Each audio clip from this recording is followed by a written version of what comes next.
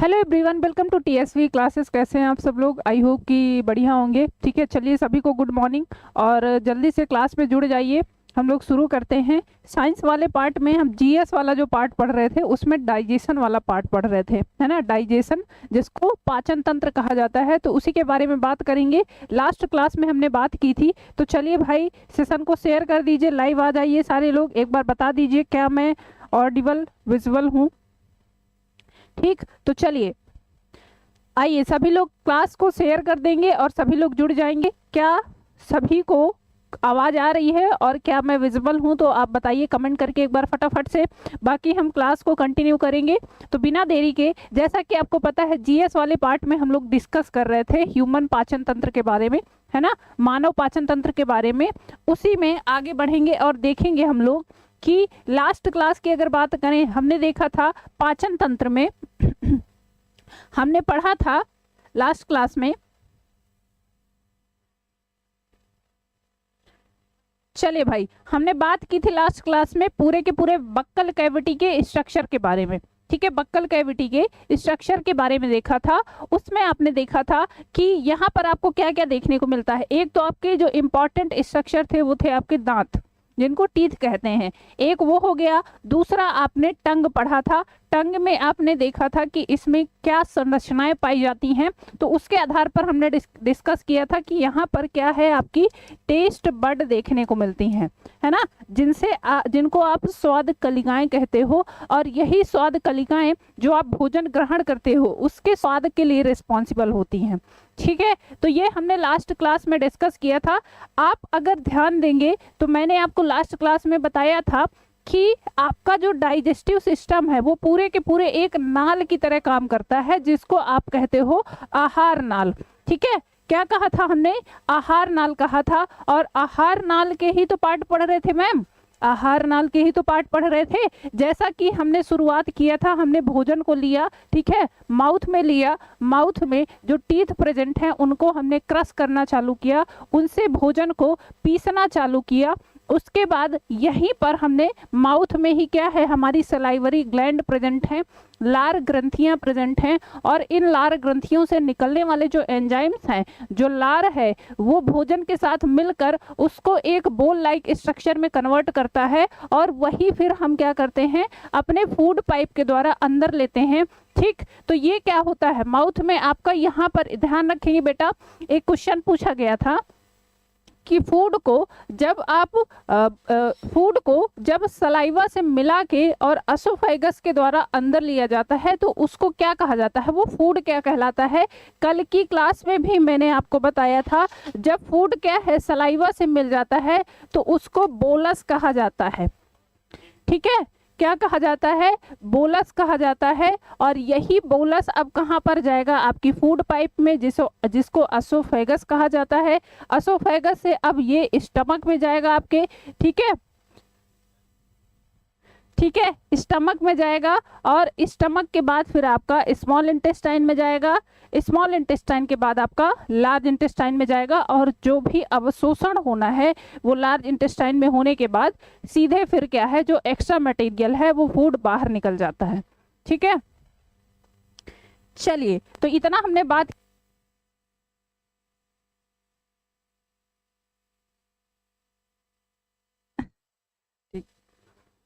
तो चलिए, कल हमने लास्ट क्लास में हमने इतनी बात की थी। इसके आगे हम लोग देखने वाले हैं। लास्ट क्लास में हमने डिस्कस कर लिया था माउथ में जो आपके टीथ प्रेजेंट हैं, है ना, माउथ में जो आपके टीथ प्रेजेंट हैं और जो आपकी टंग प्रेजेंट है। टंग में हमने टेस्ट बड देखा था और टेस्ट बड में मैंने आपको बताया था कि कौन सी टेस्ट बड किस किनारे पाई जाती है। लास्ट वाले पार्ट में आपके बिटर टेस्ट बड होती हैं, जो कि रिस्पॉन्सिबल होती हैं किसके लिए? तो कहेंगे मैम ये रिस्पॉन्सिबल होती हैं तीखेपन के लिए, है ना। बिटर मतलब तीखापन।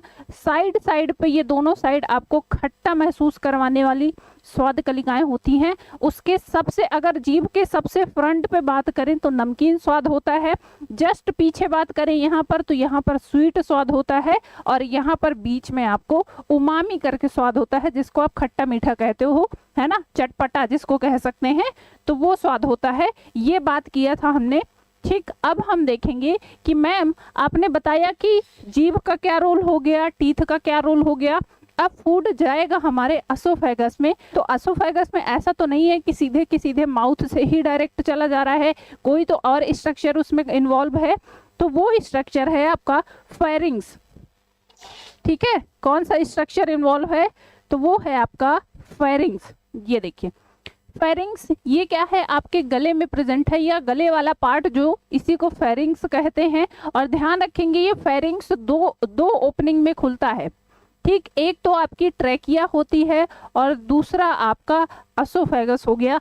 ट्रैकिया जिसको आप कहते हो वाइंड पाइप या हवा जहां से आप अंदर लेते हो, वो वाला पार्ट हो गया। और दूसरा जिससे आप भोजन को अंदर ले रहे हो, जिसको आप फूड पाइप कहते हो या फिर असोफेगस कहते हैं।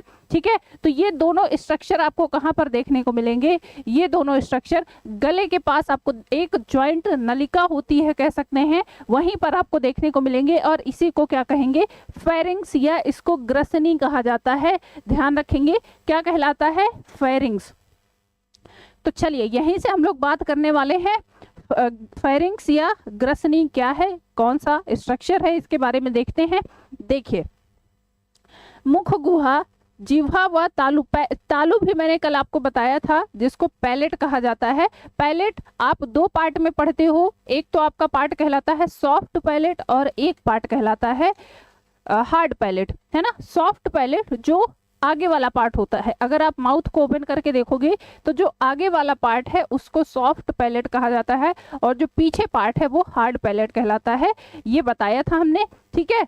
तो मुख गुहा, जिह्वा व तालु के पिछले भाग में एक छोटी सी कुप्पीनुमा या इसको कहेंगे फ्लैश शेप संरचना होती है जो कि ग्रसनी से जुड़ा हुआ होता है। ग्रसनी से होकर भोजन, आहार नलिका या ग्रास नलिका तथा यहाँ पर मैंने बताया एक तो ये क्या है, एक तो आहार नलिका जिसको असोफेगस में जाएगा वो खुलेगा, और दूसरा यहीं पर वायु श्वास नलिका, ये हम पढ़ेंगे जब श्वसन तंत्र बात करेंगे, ठीक है। तो दूसरा जो पार्ट है कह सकते हैं वो कहाँ पर खुलेगा, वो खुलेगा आपकी ट्रैकिया में, वहां पर जाता है। ग्रसनी अपनी संरचना से ये सुनिश्चित करती है कि किसी भी सूरत में भोजन श्वास नाल में तथा वायु भोजन नाल में प्रवेश ना करे। ग्रसनी का काम क्या है मैम, तो ग्रसनी का काम ये है कि ये एक तरह से काम क्या करता है, एक ढक्कन की तरह काम करता है। जैसे ये दो स्ट्रक्चर आपको देखने को मिलते हैं, अब यहाँ पर जो ग्रसनी है हमारी, तो ये ऐसे काम करता है, ठीक है। अच्छा, अब यहाँ पर ध्यान देंगे बेटा, यहाँ पर जो ये पूरा का पूरा स्ट्रक्चर है, तो ऐसा तो नहीं है कि एक टाइम पे दोनों को बंद करके रखेगा। तो यहाँ पर होता क्या है कि जब आप खाना खा रहे होते हो, तो ये जो आपका स्ट्रक्चर है फेरिंग्स, ये क्या करता है, खाना खाना है, अब खाने के साथ आपकी हवा अंदर ना जाए पेट में, तो ये क्या करेगा, वायु वाले पार्ट को ऐसे बंद कर देगा, ठीक है। जो ट्रैकिया है उसको ऐसे बंद कर देगा। और दूसरा, जब आप क्या कर रहे हो, जब आप सांस ले रहे हो तो ये वाला पार्ट खुला रहेगा, ठीक है। मान लीजिए ये आपकी ट्रैकिया होती है, आगे साइड आपकी ट्रैकिया होती है, और ये आपका फूड पाइप, ये आपका फूड पाइप होता है जिसको असोफेगस कहा जाता है। तो इधर साइड जब आप भोजन ले रहे हो तो ये वाला पार्ट बंद रहेगा, और जब आप सांस ले रहे हो तो ये वाला पार्ट बंद रहेगा, मतलब कि एक ओपनिंग को ये हमेशा ही बंद रखेगा। इसीलिए जनरली देखते हैं तो कहा जाता है ना कि खाना खाते टाइम बात मत करिए। उसका रीजन ये है कि अगर बात करोगे, सांस लोगे, हवा क्या है, हवा भोजन के साथ क्या है आपके स्टमक में जाएगी, ठीक, तो वो भी नुकसानदायक है। या फिर दूसरा चांस होता है कि आप खाना खा रहे हो और खाना खाते खाते आप बात कर रहे हो, तो बात करते वक्त आपकी ये जो ट्रैकिया है ये ओपन हो गई, और गलती से एक दो पार्टिकल भी अगर इसमें चला गया, तो आप देखते हो ना कि खाना खाते टाइम अचानक से आपको खांसी आएगी और वो पार्टिकल तुरंत बाहर निकलेगा, ठीक है। तो ये कारण होता है, इसीलिए कहा जाता है कि खाना खाते टाइम बात नहीं करनी है, ठीक। अब यहाँ पर ध्यान रखेंगे, ये क्या है, इसका काम क्या हो गया, फेरिंग्स का आपने देखा कि ये ओपनिंग और क्लोजिंग का काम करता है। उसके अलावा अगर बात करें तो इनको तीन भाग में डिवाइड किया गया है, ठीक है। ग्रसनी को तीन पार्ट में डिवाइड किया गया है। पहला आपका पार्ट होता है जिसको नेजोफेरिंग्स कहते हैं, बी आपका पार्ट होता है जिसको ओरोफेरिंग्स कहते हैं, और लास्ट सी वाला पार्ट होता है जिसको लैरिंगोफेरिंग्स या हाइपोफेरिंग्स कहा जाता है। क्लियर? इसको हम देख लेते हैं कैसा दिखाई देता है। तो ये देखिए, नेजल कैविटी में जो खुलता है उसको नेजोफेरिंग्स कहते हैं, जो माउथ ओरल कैविटी में खुलता है उसको कहा जाता है ओरोफेरिंग्स, और जो बीच कंठ वाले पार्ट में खुलता है उसको हाइपोफेरिंग्स, या फिर इसी को कह सकते हैं, इसी को हाइपोफेरिंग्स, या इसी को और क्या कहा जाता है, तो इसको ध्यान रखेंगे हाइपोफेरिंग्स, या इसी को लैरिंगोफेरिंग्स भी कहा जाता है। ठीक है, तो 3 पार्ट आपने देख लिए। ये वाला पार्ट क्या है, हाइपोफेरिंग्स, जो आपके गले में खुलता है। ये आपका नेजल कैविटी में खुलने वाला पार्ट हो गया नेजोफेरिंग्स, और ये आपका कहाँ पर, माउथ में ओपन होने वाला पार्ट हो गया ओरोफेरिंग्स। ठीक है भाई, तो ये आपको समझ में आ गया। चलिए अब हम बढ़ते हैं आगे, और अब बात करते हैं, अब भोजन आपका आ गया कहाँ पर, फूड पाइप में, जिसको असोफेगस कहा जाता है ना, क्या कहते हैं हिंदी में इसको, ग्रास नली कहा जाता है। तो अब भोजन आपका आ गया कहाँ पर, असोफेगस में। भोजन को आपने कुतरा, चबाया, उसके बाद उसमें लार को मिक्स किया, और लार को मिक्स करके अब हम भोजन को ग्रहण करके कहाँ पर पहुंचा रहे हैं, तो हम पहुंचा रहे हैं इसको अब अपने स्टमक में। और स्टमक में पहुंचाने के लिए एक फूड लाइक संरचना आपके पेट से जुड़ी हुई होती है, उसको असोफेगस कहा जाता है। ये क्या होता है, द असोफेगस आर इसोफेगस, दोनों नाम ये होते हैं। असोफेगस भी कहीं लिखा जाता है और इसोफेगस भी कहा जाता है। ठीक है, commonly known as the food pipe or gullet भी कहा जाता है, इसको ध्यान रखेंगे। फूड पाइप, जिसको आप कह सकते हो भोजन नलिका कहा जाता है। The oesophagus is a muscular tube connecting the thorax, pharynx से कनेक्टिंग होती है। पहले वाला पार्ट जो होता है वो थोरेक्स या कह सकते हैं फेरिंग से कनेक्टेड होता है, और सेकेंड वाला पार्ट इसका कनेक्टेड होता है स्टमक से, आमाशय से। Clear? The oesophagus runs behind the windpipe, trachea के ही समानांतर चलता है, और ट्रैकिया आपका हार्ट में जाता है। असोफेगस कहाँ पर जा रहा है, तो असोफेगस असोफेगस जाता है आपके स्टमक में। फ्रंट में स्पाइन होता है। लेंथ इसका पूछता है, तो लेंथ इसकी 25 सेंटीमीटर होती है। लगभग कितना होता है, लगभग कितना लंबा होता है, 25 सेंटीमीटर के आसपास लंबा होता है। और डायमीटर अगर पूछे तो डायमीटर बताएंगे मैम कि 2 सेंटीमीटर होता है। ठीक है, कितना होता है तो डायमीटर बताएंगे 2 सेंटीमीटर, और इसकी लेंथ अगर पूछता है तो 25 सेंटीमीटर। ये दिखता कैसे है, तो ये आपको ऐसे दिखेगा। ये यहाँ से लेके देखिए, ये आपका क्या है, फेरिंग्स, और फेरिंग से स्टमक तक ये फैला हुआ होता है। ये स्ट्रक्चर क्या कहलाएगा, इसी को असोफेगस कहेंगे। ये स्टमक में आके खुलता है। ठीक है, स्टमक में, और यहाँ से क्या है, ये आपको दिखाई दे रहा। ठीक, तो चलिए ये समझ में आ गया। स्टमक पे आपके आ गया फूड।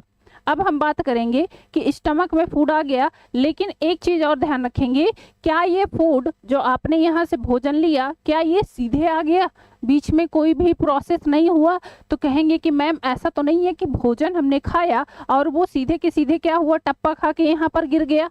ऐसा तो नहीं होता। क्यों, ऐसा महसूस होता है क्या कि जब आप खाना खा रहे हो तो एकदम से ऐसे लगेगा कि फूड को आपने चबाया, खाया, और वो क्या है, टप से जाके कहाँ पर आपके गिरा, पेट में जाके गिरा? तो ऐसा तो नहीं होता मैम। तो फिर कोई तो प्रोसेस होगा। तो बेटा ध्यान रखेंगे, ये जो आपके असोफेगस है, इसमें भोजन कैसे मूव करता है, वो क्वेश्चन भी पूछा जाता है। इस मूवमेंट को कहा जाता है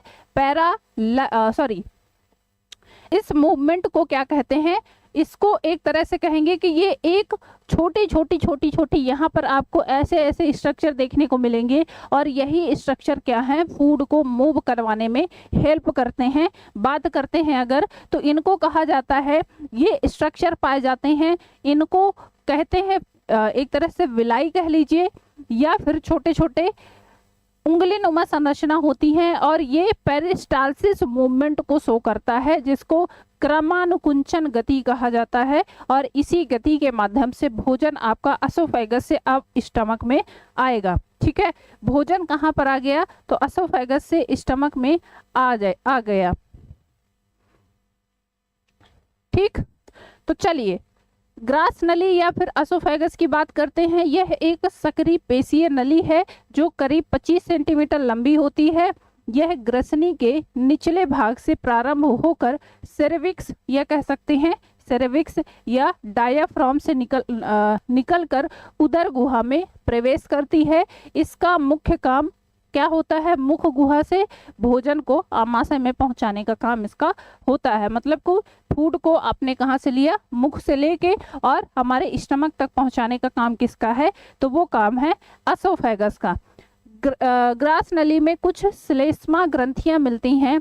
इन ग्रंथियों से स्रावित श्लेष्म भोजन को लसदार बनाता है, मतलब कि उसको एक तरह से ऐसे बनाए रखता है कि क्योंकि टाइट ना हो भोजन ना, नहीं तो वो फंसेगा, है ना, तो वो बनाए रखता है। उपस्थित भित्तियां भोजन को एक प्रकार की गति प्रदान करती हैं, जिसे क्या कहा जाता है, जिसे क्रमानुकुंचन गति कहा जाता है, या इसी को पेरिस्टालसिस मूवमेंट कहा जाता है। मतलब कि क्या है, भोजन ऐसे ऐसे ऐसे ऐसे घूमता रहता है और वो ऐसे आपस में भी घूम रहा है और नीचे भी खिसक रहा है। ठीक है, अब क्या होगा, अब ये जाएगा कहाँ पर, भोजन, आपका भोजन जाएगा आप स्टमक में। अच्छा ध्यान रखेंगे, ये ग्रास नली जो है इसके ऊपर वाला जो पार्ट होता है वो ढक्कन नुमा संरचना से बंद होता है, जिसे इपीग्लॉटिस कहा जाता है। ये कहाँ पर आपको देखने को मिलेगी, जो आपने फेरिंग्स पढ़ा अभी, फेरिंग्स के सबसे नीचे पार्ट में, वहीं पर आपको इपीग्लॉटिस देखने को मिलती है। और इपीग्लॉटिस ही एक संरचना है जो कि क्या करती है, फूड पाइप को बंद करने का और ओपन करने का काम करती है। ठीक है, चलिए ये देखिए आपको कैसे दिखाई देगा। तो फूड आपने क्या है निगला और ये पेरिस्टालसिस मूवमेंट के माध्यम से ऐसे क्या है धीरे धीरे धीरे धीरे खिसकते खिसकते अब आपके यहाँ पर कहाँ पर आ जाएगा, ये आ जाएगा आपके स्टमक में। क्लियर, अब आ गया भोजन आपके स्टमक में, जिसको आप आमाशय कहते हो। आमाशय भोजन को अब क्या करेगा, अब आमाशय में एक चीज और पढ़ते हो, यहाँ पर प्रेजेंट होता है हाइड्रोक्लोरिक एसिड, यहीं पर आकर ये मिलेगा। ठीक, चलिए देखते हैं। आहार नाल का ग्रास नली से आगे का भाग क्या कहलाता है, आमाशय कहलाता है। अब ग्रास नली आपकी आकर कहाँ पर खुलेगी, ये देखिए, ये आपका एसोफेगस है और ये आपका यहाँ पर खुलेगा और भोजन आ गया आपके कहाँ पर, आमाशय में। ठीक है, आमाशय में आ गया, ये क्या है, यह एक पेशीय जे आकार की, ये क्वेश्चन पूछा जाता है, कैसा है, स्टमक का शेप पूछा जाता है, स्टमक का शेप पूछा जाता है। ठीक है, तो ये कैसा होता है, ये जे नुमा होता है, जे के आकार का होता है, जे शेप का स्ट्रक्चर होता है। ठीक, और ये आगे साइड देखिए, यहाँ से अगर आप देखोगे तो ये ऐसे दिखाई दे रहा है ना, ये देखिए जे के आकार का ऐसे दिखाई देगा। पहला वाला पार्ट एसोफेगस से जुड़ा हुआ होता है और सेकेंड वाला पार्ट ये जो आपकी स्मॉल इंटेस्टाइन का ड्यूडेनम पार्ट है, यहाँ पर ये आके क्या होता है, जुड़ता है। तो ध्यान रखेंगे, अगले वाला पार्ट क्या है, ग्रास नली या जिसको एसोफेगस कहेंगे, उससे जुड़ा हुआ होता है। और सेकेंड वाला, लास्ट वाला, इधर साइड वाला पार्ट ये स्मॉल इंटेस्टाइन के पहले पार्ट जिसको ड्यूडेनम कहा जाता है, उससे जुड़ा हुआ होता है। क्लियर, यह एक लचीला अंग है जो 1 से 3 लीटर तक आहार धारित कर सकता है। ठीक, ये क्या होता है, एक टाइम पे आप 1 से 3 लीटर मतलब कि भोजन इसमें आप संग्रहित करके रख सकते हो। इसके 3 पार्ट होते हैं, 3 पार्ट में बटा हुआ होता है। सबसे बड़ा वाला पार्ट या सबसे पहला पार्ट होता है, यह बायां बड़ा भाग है जहां से ग्रसिका आमाशय में प्रविष्ट करती है। सबसे ऊपर वाला पार्ट क्या है, ये कहलाता है कार्डियक स्टमक या इसी को जठरागम भाग कहा जाता है। दूसरा जो पार्ट है वह मीडियम वाला पार्ट होता है, यह आमाशय का दाहिना छोटा भाग होता है जहां से आमाशय छोटी आंत से जुड़ता है। और ये फंडिस वाला पार्ट, ये दोनों के बीच की संरचना है। ठीक है, देख लेते हैं इसको, ये आपको ऐसे दिखाई देता है। ठीक है, देखिए ये वाला क्या है, ये फंडस वाला पार्ट हो गया, ये सबसे पहला वाला पार्ट हो गया फंडस। दूसरा ये वाला, ये पार्ट कहां पर है, इसको कहा जाता है कार्डियक स्टमक, ये पार्ट कहलाता है फंडस। ठीक, और ये बीच में आपकी बॉडी कहलाती है, और ये वाला पार्ट कह सकते हैं ये पाइलोरिक स्टमक कहलाता है, ये पाइलोरस या इसी को पाइलोरिक स्टमक कह सकते हैं। तो 3 पार्ट में डिवाइड होता है, जनरली कह सकते हैं 3 पार्ट जो मेन होते हैं उसमें डिवाइड होता है। बीच में इसकी बॉडी होती है और ऊपर नीचे, और ये लास्ट वाला पार्ट आप यहाँ पर देखोगे तो ये पार्ट, अब ये पार्ट कहाँ जाएगा, ये आपके जाएगा ड्यूडेनम वाले पार्ट पे, स्मॉल इंटेस्टाइन से ये जुड़ा हुआ होगा। ठीक है, किससे जुड़ा होगा तो कहेंगे मैम स्मॉल इंटेस्टाइन से जुड़ा हुआ पार्ट है ये। चलिए इतना समझ में आ गया। चलिए भाई आगे बढ़े।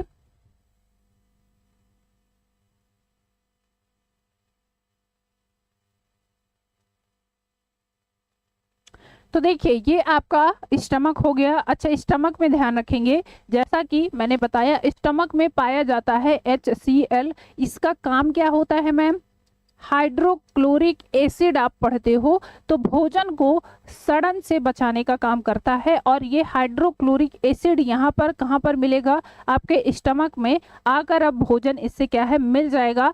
और जब भोजन हाइड्रोक्लोरिक एसिड से मिल जाएगा, ध्यान रखेंगे अभी तक आपने जब भोजन को निगला था तब तक भोजन क्या कहलाता था, तब तक भोजन कहला रहा था बोलस।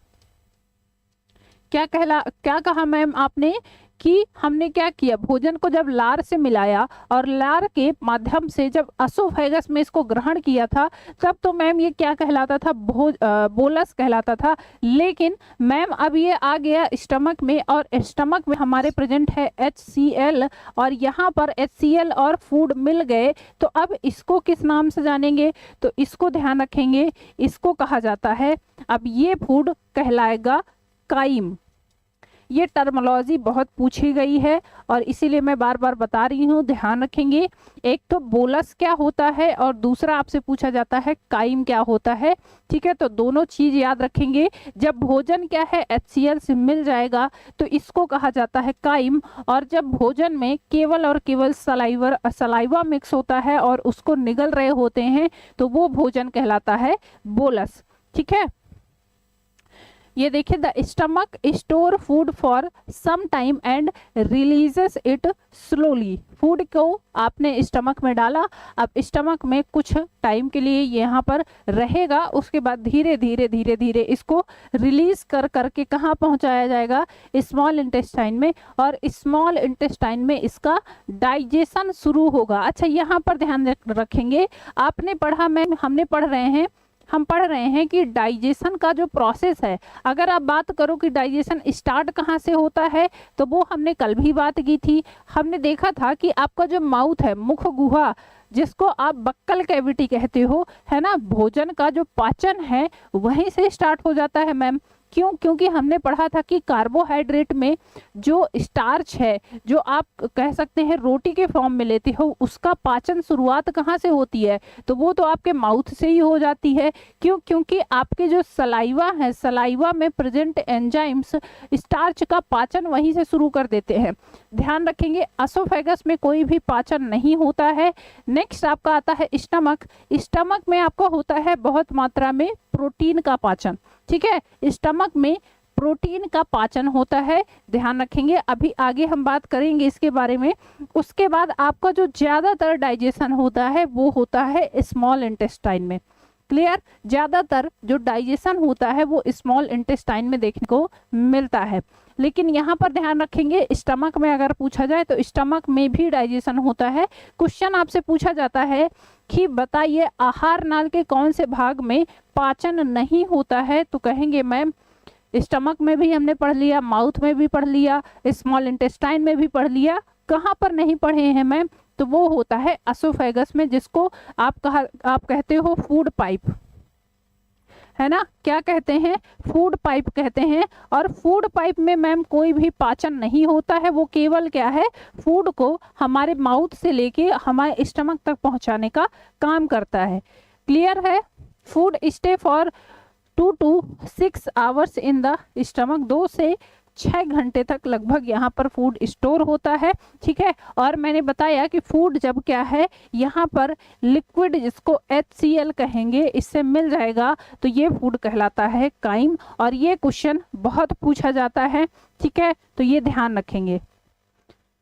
चलिए, तो ये स्टमक के पार्ट आपने देख लिए, इसमें कौन कौन से कैसे कैसे मिलता है भोजन। जब HCl और फूड मिल जाता है तो इसको कहा जाता है, क्या कहते हैं मैम, तो इसको काइम कहा जाता है। बाकी बोलस क्या है, तो बोलस आपने पढ़ा कि जब भोजन को सलाइवा से मिक्स करके अंदर लिया जाता है तो वो बोलस कहलाता है, ठीक। चलिए, food remains inside stomach due to contraction of two sphincter. अब ध्यान रखेंगे कि आपने फूड को लिया, फूड को आपने अंदर लिया, तो ऐसा भी तो हो सकता है कि ये फूड क्या है, ये वापस से ऐसे चला जाए, है ना, वापस से चला जाए। तो इसके लिए क्या होता है, यहाँ पर आपके एसोफेगस पे और यहाँ पर जो आपके स्मॉल इंटेस्टाइन है, इन दो जगह एक तरह से कह सकते हैं वॉल्व प्रेजेंट होते हैं। ये ढक्कन नुमा संरचना होती है जो इसको स्टमक को यहाँ से बंद करके रखता है। क्यों?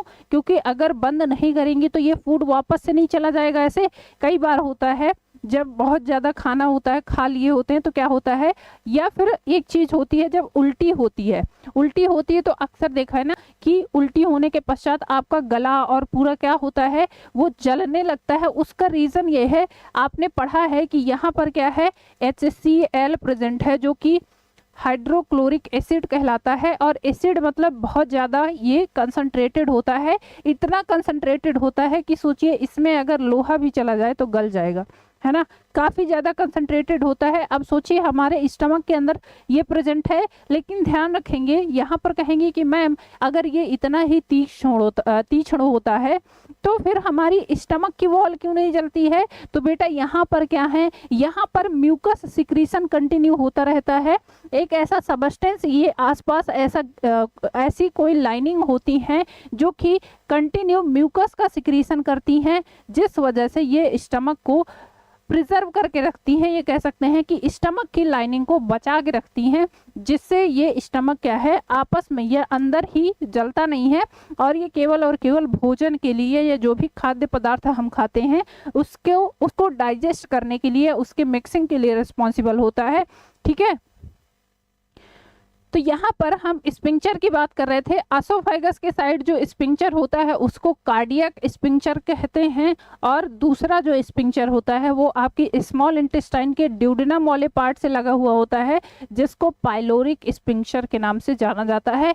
क्लियर? तो ये दो स्पिंक्चर आपको देखने को मिलेंगे स्टमक के पार्ट में। पहले वाला ऐसा नहीं है कि भोजन अब इधर चला जाएगा, जब आपने खाना खा लिया तो ये क्या है, ये एक तरह से ये बंद हो जाता है, ऐसे बंद हो गया तो ये फूड वापस से नहीं जा पाता है, ठीक। इसको कहा जाता है कार्डियक स्पिंक्चर, जो कि आपकी फूड पाइप से और स्टमक के बीच में ऐसे देखने को मिलेगा। और दूसरा ये भी तो है मैम कि अगर भोजन खा लिया है स्टमक से, हमने भेज दिया स्मॉल इंटेस्टाइन से, और स्मॉल इंटेस्टाइन किसी दिन गुस्सा हो गया और कह दिया कि नहीं हम भोजन अब नहीं लेंगे, तुम वापस ले जाओ, तो वो भी ऐसा नहीं कर सकता।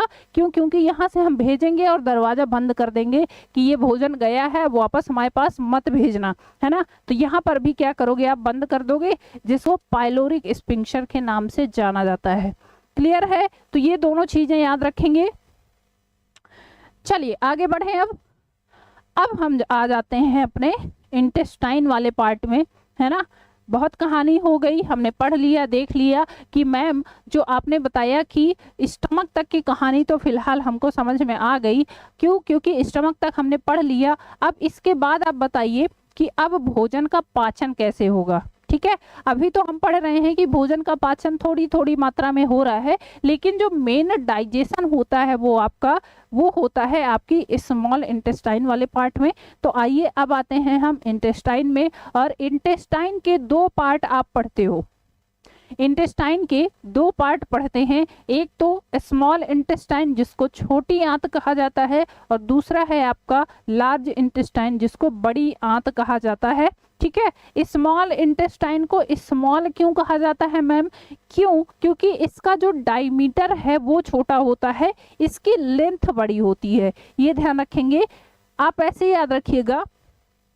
स्मॉल से मतलब है ये क्या है, डायमीटर छोटा है, मतलब पतली है, लेकिन इसका जो इसकी जो लेंथ है वो बड़ी है, लगभग 7 से 8 मीटर तक लंबी होती है। कितनी लंबी होती है, तो लगभग 7 से 8 मीटर तक लंबी होती है, लेकिन इसका डायमीटर छोटा होता है, इसीलिए इसको स्मॉल इंटेस्टाइन कहते हैं। और ये जो बीच में आपका ये पार्ट दिखाई दे रहा, ये पूरा का पूरा स्मॉल इंटेस्टाइन होता है, और ये जाके यहाँ से आपको कह सकते हैं, यहाँ से आपका जुड़ता है लार्ज इंटेस्टाइन में। ठीक है, और ये लार्ज इंटेस्टाइन कौन सी पार्ट है, तो ये कहेंगे मैम इसका डायमीटर बड़ा है, इसीलिए तो इसको लार्ज कहा जाता है।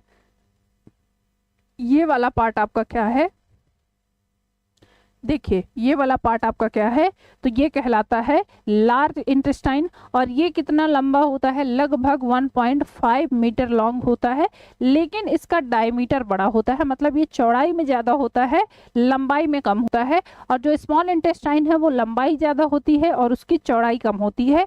ठीक है, तो चलिए एक एक करके अब पार्ट पढ़ते हैं हम। सबसे पहले देखेंगे स्मॉल इंटेस्टाइन, जिसको कहा जाता है छोटी आंत। ठीक, स्मॉल इंटेस्टाइन जिसको छोटी आंत कहा जाता है। आइए, छोटी आंत पाचन तंत्र का एक अत्यंत महत्वपूर्ण भाग है। क्यों? क्योंकि यहीं पर तो मेन डाइजेशन होना है ना, यहीं पर तो मेन डाइजेशन होना है। और यहाँ पर ध्यान रखेंगे, छोटी आंत में ही आपका जो लीवर से निकलने वाला बाइल जूस है और अग्न्याशय से निकलने वाला जो पैनक्रियाटिक जूस है, या पैनक्रियास से निकलने वाला जो पैनक्रियाटिक जूस है, वो इसी वाले पार्ट में, आपकी छोटी आंत वाले पार्ट में ही आकर मिलते हैं। ठीक है, स्टमक आपने देखा तो स्टमक में केवल और केवल फूड की मिक्सिंग हो रही थी, कुछ प्रोटीन के एंजाइम्स वहां पर प्रेजेंट होते हैं जिसकी मदद से प्रोटीन का पाचन होता है। लेकिन अब आप कहेंगे कि मेन पाचन कहाँ से हो रहा है, या मेन पाचन कहाँ पर हो रहा है, तो वो कहेंगे कि मैम जो मेन पाचन है वो हमारा स्मॉल इंटेस्टाइन में होता है। और स्मॉल इंटेस्टाइन का जो पहला पार्ट है जिसको ड्यूडेनम कहा जाता है, ड्यूडेनम वाले पार्ट में आपका बाइल जूस आकर मिलता है और यहीं आपका पैनक्रियाटिक जूस आकर मिलता है, जो कि भोजन को पचाने में हेल्प करता है। तो आइए देखते हैं। ठीक, यह पाचन का अत्यंत ही महत्वपूर्ण भाग होता है। क्यों? क्योंकि यहीं पर तो मेन पाचन होना है। ठीक है, जो आमाशय के पाइलोरिक भाग से शुरू होकर बड़ी आंत पर पूर्ण होता है। मानव में इसकी औसत लंबाई 7 से 8 मीटर होती है, लगभग 7 मीटर कह सकते हो। ठीक है, तथा आहार नाल के इस अंग द्वारा ही भोजन का सर्वाधिक पाचन और अवशोषण होता है। ये बहुत ही इंपॉर्टेंट लाइन है। ठीक है, ये पूछा जाता है कि फूड का पाचन मेन रूप से कहाँ पर होता है, तो कहेंगे मैम स्मॉल इंटेस्टाइन में ही होता है, स्मॉल इंटेस्टाइन में ही होता है। और स्मॉल इंटेस्टाइन में ही पाचन भी होगा और अवशोषण भी होता है। स्मॉल इंटेस्टाइन के पहले वाले पार्ट से अगर बात करें, ड्यूडेनम वाले पार्ट में, तो यहाँ पर आपका स्टार्ट हो जाता है पाचन, और सबसे लास्ट वाले पार्ट में जाते जाते यह क्या है, अवशोषण, भोजन से अब क्या है, अवशोषण कन्वर्ट हो जाता है। और यहीं पर अवशोषण होने के बाद जो आपका मटेरियल है वो फिर आगे पास किया जाता है लार्ज इंटेस्टाइन में। लार्ज इंटेस्टाइन में फिर अवशोषण होता है सबसे ज्यादा वाटर का। ठीक है, वाटर एब्जॉर्प्शन आप पढ़ते हो, तो भोजन में जो भी जल रह जाता है वो आगे जाके फिर अवशोषित होता है पूरी तरह से बड़ी आंत में। और बड़ी आंत में भोजन के अवशोषण के बाद फिर जो एक्स्ट्रा मटेरियल है या वेस्ट मटेरियल है उसको एनस के माध्यम से बाहर कर दिया जाता है।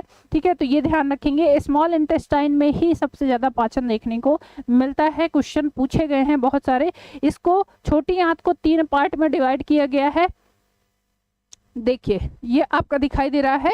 ठीक, ये आपका क्या है, स्टमक है। अब स्टमक से यहाँ पर क्या है, आपने पढ़ा था मैम, यहाँ पर जो स्पिंक्चर आपने बताए, ये स्पिंक्चर प्रेजेंट होता है जिसको पाइलोरिक स्पिंक्चर कहा जाता है।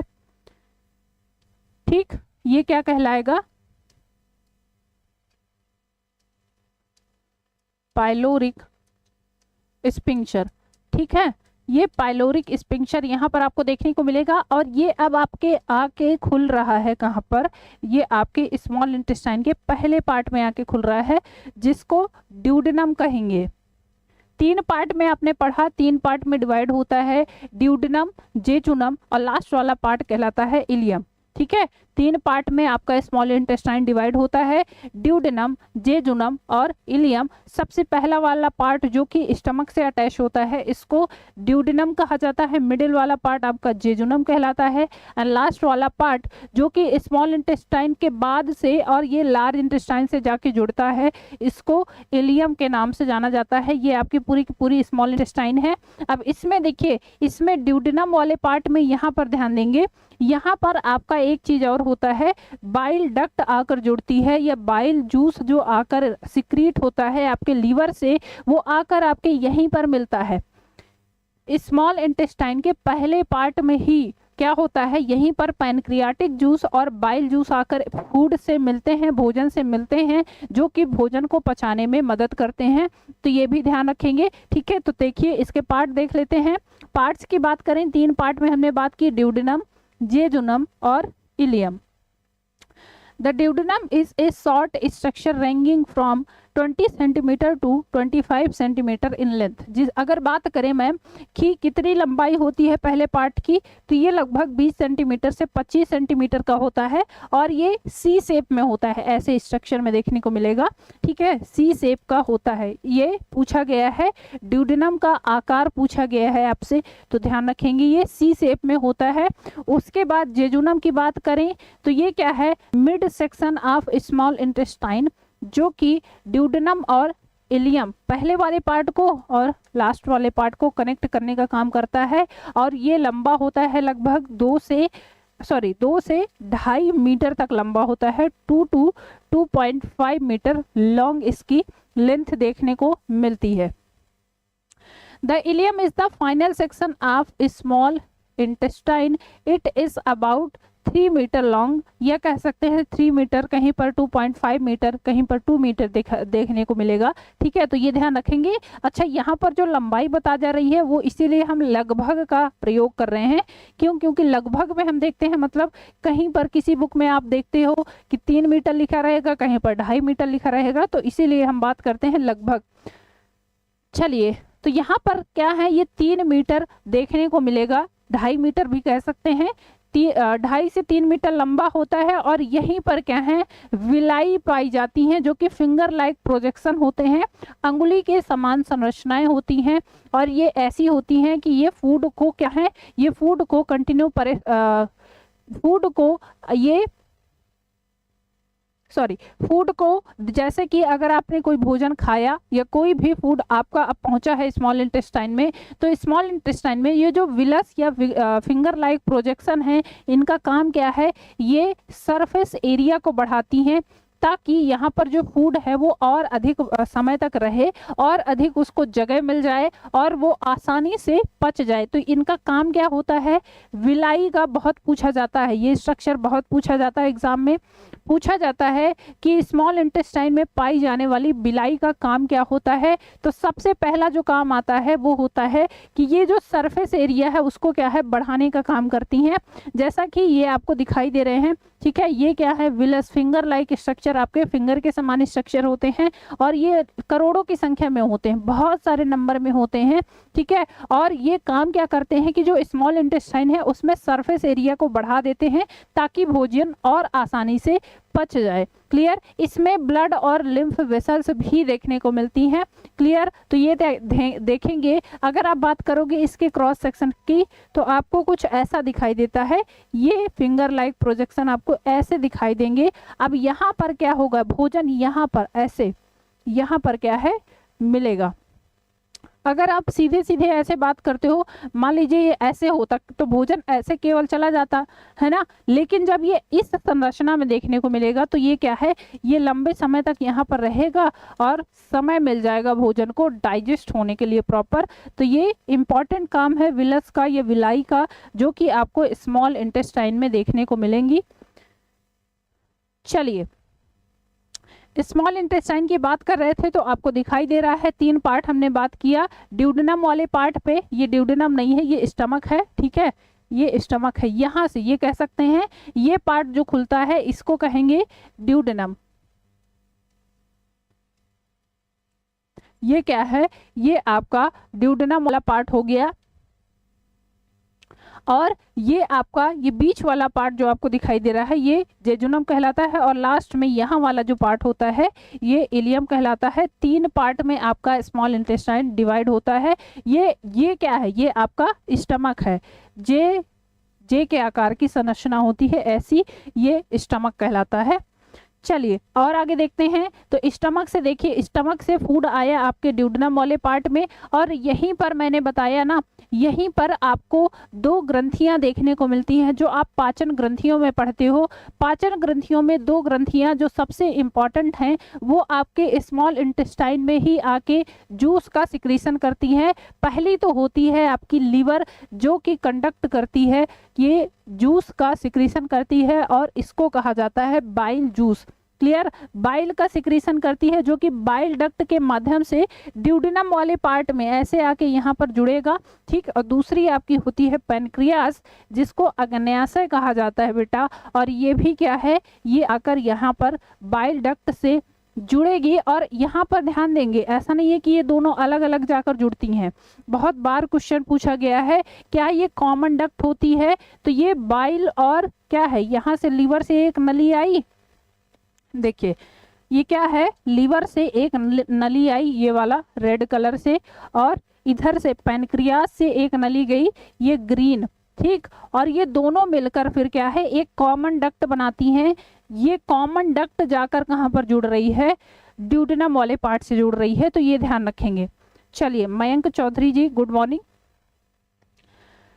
तो ये कॉमन डक्ट जिसको हिपैटोपैनक्रियाटिक डक्ट के नाम से जाना जाता है, यही डक्ट जाकर आपके स्मॉल इंटेस्टाइन के ड्यूडेनम वाले पार्ट से ऐसे आकर जुड़ेगी और जूस का सिक्रीशन करेगी। ये जो भी यहाँ से पैनक्रियास से पैनक्रियाटिक जूस लेकर जाएगा, लिवर से बाइल जूस लेकर जाएगा, और ये दोनों मिलकर फिर कहाँ पर जा रहे हैं, तो ये दोनों मिलकर जा रहे हैं आपके ड्यूडेनम वाले पार्ट पे, स्मॉल इंटेस्टाइन पर आकर खुलेंगे, और यहीं पर ये जूस आकर अब फूड से मिलेगा और फूड की मिक्सिंग में और फूड के डाइजेशन में हेल्प करेगा।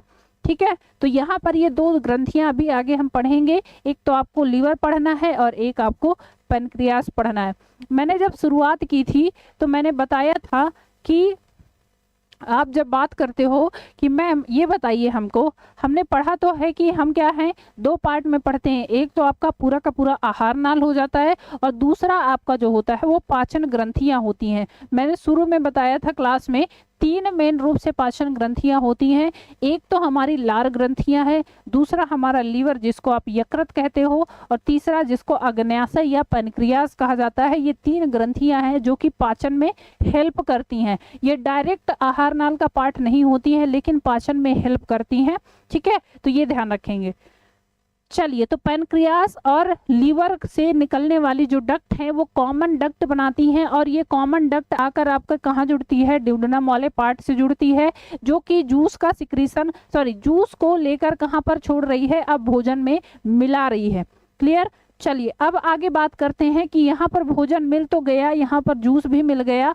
क्लियर। अब हम भोजन को लेकर जाएंगे कहाँ पर, अब हम भोजन को लेकर जाएंगे अपने लार्ज इंटेस्टाइन में। क्यों, क्योंकि मैम यहाँ तो हो गया ना, स्मॉल इंटेस्टाइन का काम तो हो गया। चलिए, तो ध्यान रखेंगे स्मॉल इंटेस्टाइन में ही क्वेश्चन पूछा जाता है बहुत आपसे। स्मॉल इंटेस्टाइन में सबसे ज्यादा पाचन होगा। स्मॉल इंटेस्टाइन के लास्ट वाले पार्ट में जिसको इलियम कहते हैं, वहां तक भोजन आते आते उसका सबसे ज्यादा जो भी मटेरियल है, जैसे कि आपको जो भी न्यूट्रिशंस चाहिए, वो सारे के सारे एब्जॉर्ब होते हैं। लगभग वाटर बचता है, और वो वाटर अब आकर एब्जॉर्ब होगा आपके लार्ज इंटेस्टाइन में। क्लियर। कहाँ पर एब्जॉर्ब होगा मैम, तो अब आ जाएगा भोजन आपके लार्ज इंटेस्टाइन में। लार्ज इंटेस्टाइन की बात कर लेते हैं। बड़ी आंत कहा जाता है, बड़ी आंत, छोटी आंत अब आकर कहाँ पर जुड़ेगी, बड़ी आंत से जुड़ेगी। और यहाँ पर बड़ी आंत में ध्यान रखेंगे कुछ जीवाणु पाए जाते हैं, कुछ विशेष रूप के बैक्टीरिया पाए जाते हैं। ये जीवाणु छोटी आंत से शेष पचे अपचित भोजन को किण्वन प्रक्रिया, जिसको फर्मेंटेशन प्रक्रिया कहेंगे, उसके द्वारा सरलीकृत करके पाचन करने में हेल्प करेंगे। बड़ी आंत का मुख्य कार्य क्या है, तो ये जल और खनिज लवणों का अवशोषण तथा अपचित भोजन को मल द्वार से उत्सर्जित करने का काम करता है। ठीक है, हमने क्या किया, भोजन को पचा दिया। कहाँ पर मैम? स्मॉल इंटेस्टाइन में। अब जो स्मॉल इंटेस्टाइन के बाद जो भोजन आया है वो आया है आपकी बड़ी आंत में। ठीक है, आपकी क्लास रोज रहती है मैम? हाँ बेटा, रोज क्लास रहती है और इसी टाइम पे रहेगी आपकी 10 बजे से 11 बजे तक लगभग। ये जीएस वाला पार्ट जो आपको पढ़ना है उसमें थियरी पढ़ना है और उसके बाद हम क्वेश्चन भी करेंगे। ठीक है, तो ये आपकी डेली क्लास रहेगी और इसमें पूरा का पूरा, एक कह सकते हैं कि पूरा का पूरा आपका बहुत ही बेसिक स्तर से बहुत ही अच्छे स्तर तक आपको पूरा का पूरा समझाने का प्रयास किया जा रहा है। तो ये क्लास आप डेली देख सकते हैं इसी टाइम पे। चलिए, लार्ज इंटेस्टाइन की हम बात करते हैं। तो लार्ज इंटेस्टाइन में जैसा कि आपने पढ़ा कि क्या होगा यहाँ पर, एक तो आपको देखने को मिलेगा सबसे ज़्यादा वाटर एब्जॉर्प्शन यहाँ पर देखने को मिलेगा। वाटर क्या होगा सबसे ज़्यादा एब्जॉर्ब कहाँ पर होगा? तो ये होगा आपकी बड़ी आंत में। उसके अलावा यहाँ पर कुछ खनिज लवण है ना, कुछ सॉल्ट्स वगैरह होते हैं, सॉल्ट्स का भी एब्जॉर्प्शन यहाँ पर होता है। और जो बचा हुआ भोजन है, बचा हुआ जो भी वेस्ट मटेरियल है, क्योंकि अब भोजन से हमको जितना चाहिए था हमने सब एब्जॉर्ब कर लिया, सब हमारी सेल्स तक पहुंच गया। अब हम भोजन को, जो भी एक्स्ट्रा मटेरियल है उसको कहाँ क्या करेंगे? भोजन को उत्सर्जित कर देंगे या फिर भोजन को कह सकते हैं अपनी बॉडी से बाहर कर देंगे। और वो भी बड़ी आंत के लास्ट वाले पार्ट से होता है। बड़ी आंत को 3 पार्ट में डिवाइड किया गया है। वो कौन कौन से पार्ट हैं? तो देखिए यहाँ पर आपको देखने को मिलेगा, ये आपकी स्मॉल इंटेस्टाइन है, ये आपकी स्मॉल इंटेस्टाइन है और ये इंटेस्टाइन जाकर यहाँ पर खुल रही है आपकी लार्ज इंटेस्टाइन से। ठीक है, यहाँ पर लार्ज इंटेस्टाइन से जाकर खुलेगी और ये लार्ज इंटेस्टाइन 3 पार्ट में डिवाइड होता है। सबसे पहला वाला पार्ट जो होता है वो सीकम कहलाता है। पहला वाला पार्ट आपका कहलाता है सीकम, दूसरा वाला पार्ट कोलोन कहलाता है। और पहला पार्ट क्या कहलाता है? सीकम कहलाता है, दूसरा पार्ट कोलोन कहलाता है और तीसरा पार्ट आपका रेक्टम कहलाता है। अब यहाँ पर मैम कुछ और संरचनाएं देखने को मिल रही हैं, इनको क्या कहेंगे और इनका क्या काम होता है? तो यहाँ पर देखेंगे, एक आपका यहाँ पर वर्मीफॉर्म अपेंडिक्स पाया जाता है। ऐसे क्या है? ये उंगली नुमा संरचना होती है जो कि बड़ी आंत के और छोटी आंत के जहाँ पर मिक्सर होता है वहाँ पर ये देखने को मिलता है। इसको वर्मीफॉर्म अपेंडिक्स कहा जाता है और ये अवशेषी अंग के फॉर्म में पढ़ते हैं इसको। ठीक है, क्या करते हैं? इसको अवशेषी अंग के फॉर्म में पढ़ा जाता है। ये क्वेश्चन पूछा जाता है आपसे कि बताइए मानव में अवशेषी अंग कौन सा है? तो वो आप बताएंगे वर्मीफॉर्म अपेंडिक्स। कई बार क्या होता है, ये बढ़ जाता है तो इसके बढ़ने की वजह से इसको निकलवाना पड़ता है, इसका ऑपरेशन करवाया जाता है, इसको निकाल कर अलग कर दिया जाता है। और ये जब बढ़ जाएगा तो क्या है, ये अगर ज़्यादा संरचना बढ़ जाएगी तो दर्द होता है बहुत ज़्यादा, तो इसको निकाल देते हैं डॉक्टर। क्यों? क्योंकि इसका कोई काम तो है नहीं आपकी बॉडी में, है ना, तो ये ध्यान रखेंगे। चलिए, तो ये 3 पार्ट आपको समझ में आ गया, सीकम, कोलोन और रेक्टम। और रेक्टम के लास्ट पार्ट से एनस जुड़ा होता है। एनस से ही भोजन को, जो अब नेक्स्ट पार्ट है कह सकते हैं, जो भी आप वेस्ट मटेरियल है वो एनस के माध्यम से बाहर निकाल दिया जाता है। ठीक है, ये देखिए, ये आपको बड़ी आंत दिखाई दे रही है। इसमें ये आपका पार्ट 3 पार्ट में डिवाइड होता है। अच्छा, कोलोन की भी बात करते हो तो 3 पार्ट में डिवाइड होता है। एक होता है ट्रांसवर्स कोलोन, एक होता है एसेंडिंग कोलोन और एक होता है सिग्मॉइड कोलोन। ठीक है, ये सीकम वाला पार्ट हो गया, ये रेक्टम वाला पार्ट हो गया। ये ट्रांसवर्स कोलोन ये आपको देखने को मिलेगा, एसेंडिंग कोलोन और सिग्मॉइड कोलोन। सीकम वाला पार्ट ये हो गया रेक्टम, और रेक्टम से ही एनस जुड़ा हुआ होता है। तो ये आप लार्ज इंटेस्टाइन के पार्ट पढ़ते हो। ठीक, अब बात करें अगर कि इनका काम क्या होता है मैम, तो कोलोन का पार्ट जो सबसे ज्यादा वाटर रीएब्सॉर्प्शन होता है वो कोलोन में होता है। कहाँ पर होता है वाटर का एब्जॉर्प्शन? तो मैम कहेंगे कि ये होता है सबसे ज़्यादा यहाँ पर, ये वाटर का एब्जॉर्प्शन कहाँ पर हो रहा है? कोलोन वाले पार्ट में हो रहा है।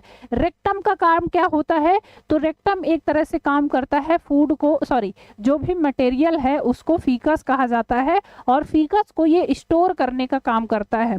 Store faeces before being expelled through the anus. Anus के बाहर करने से पहले फीकस को स्टोर किया जाता है रेक्टम वाले पार्ट में। ये आपका वर्मीफॉर्म अपेंडिक्स दिख रहा है। ठीक, चलिए रेक्टम की बात करें। लास्ट वाला पार्ट जो आपका होता है रेक्टम होता है, फाइनल सेक्शन होता है किसका, बड़ी आंत का, और लगभग 2.5 से 4 सेंटीमीटर तक लॉन्ग होता है। इंच में बात करें तो 1 से 1.6 इंच तक ये लंबा होता है। ठीक है, left over waste collects there, यहाँ पर जितना भी वेस्ट मटेरियल है रेक्टम में आकर कुछ समय के लिए ये यहाँ पर संग्रहित होता है और धीरे धीरे धीरे स्टूल फिर पास किया जाता है। Expanding the rectum expelled through anus, ये एनस के माध्यम से शरीर के बाहर खुलता है।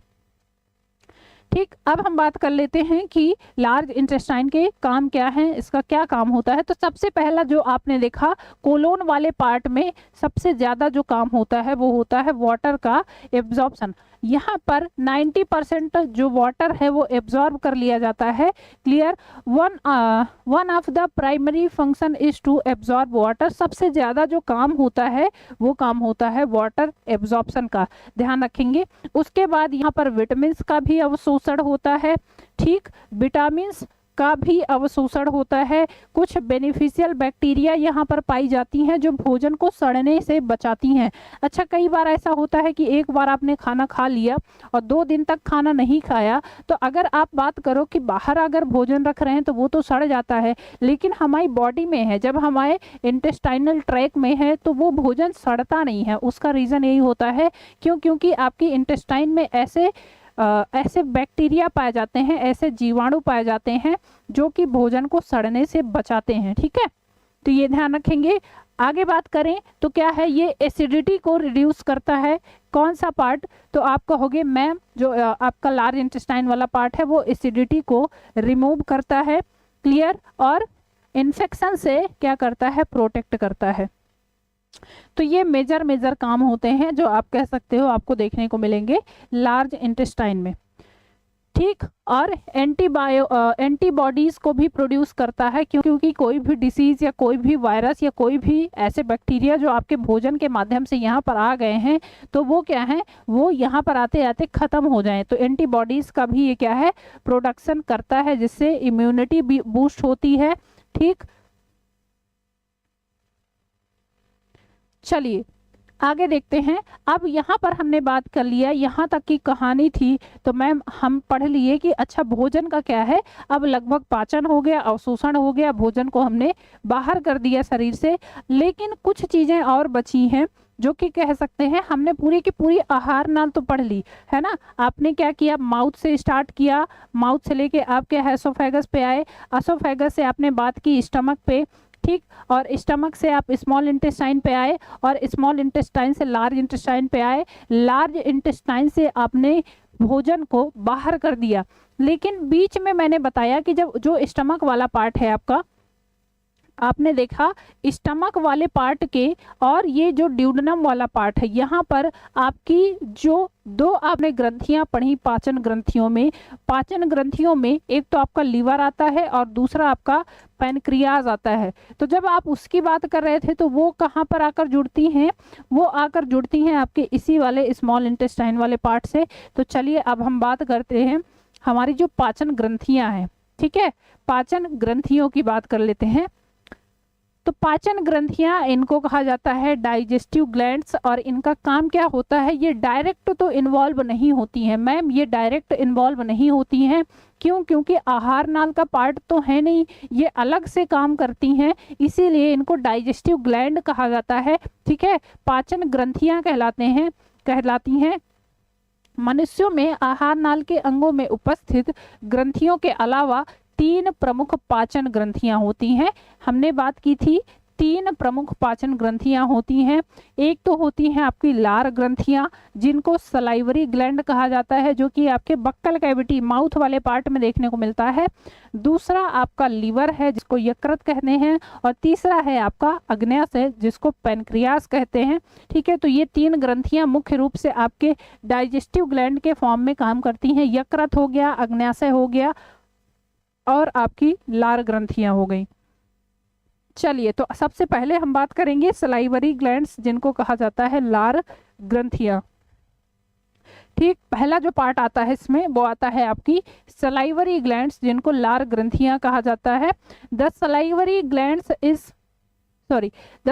Glands in are exocrine glands that produce saliva through a system of duct. ये कैसी ग्लैंड्स होती हैं? एक्सोक्राइन ग्लैंड होती हैं। बहुत बार क्वेश्चन पूछा गया है, ठीक है, पूछा जाता है कि सलाइवरी ग्लैंड कौन से टाइप की ग्लैंड होती हैं, तो आप बताओगे मैम ये एक्सोक्राइन ग्लैंड होती हैं।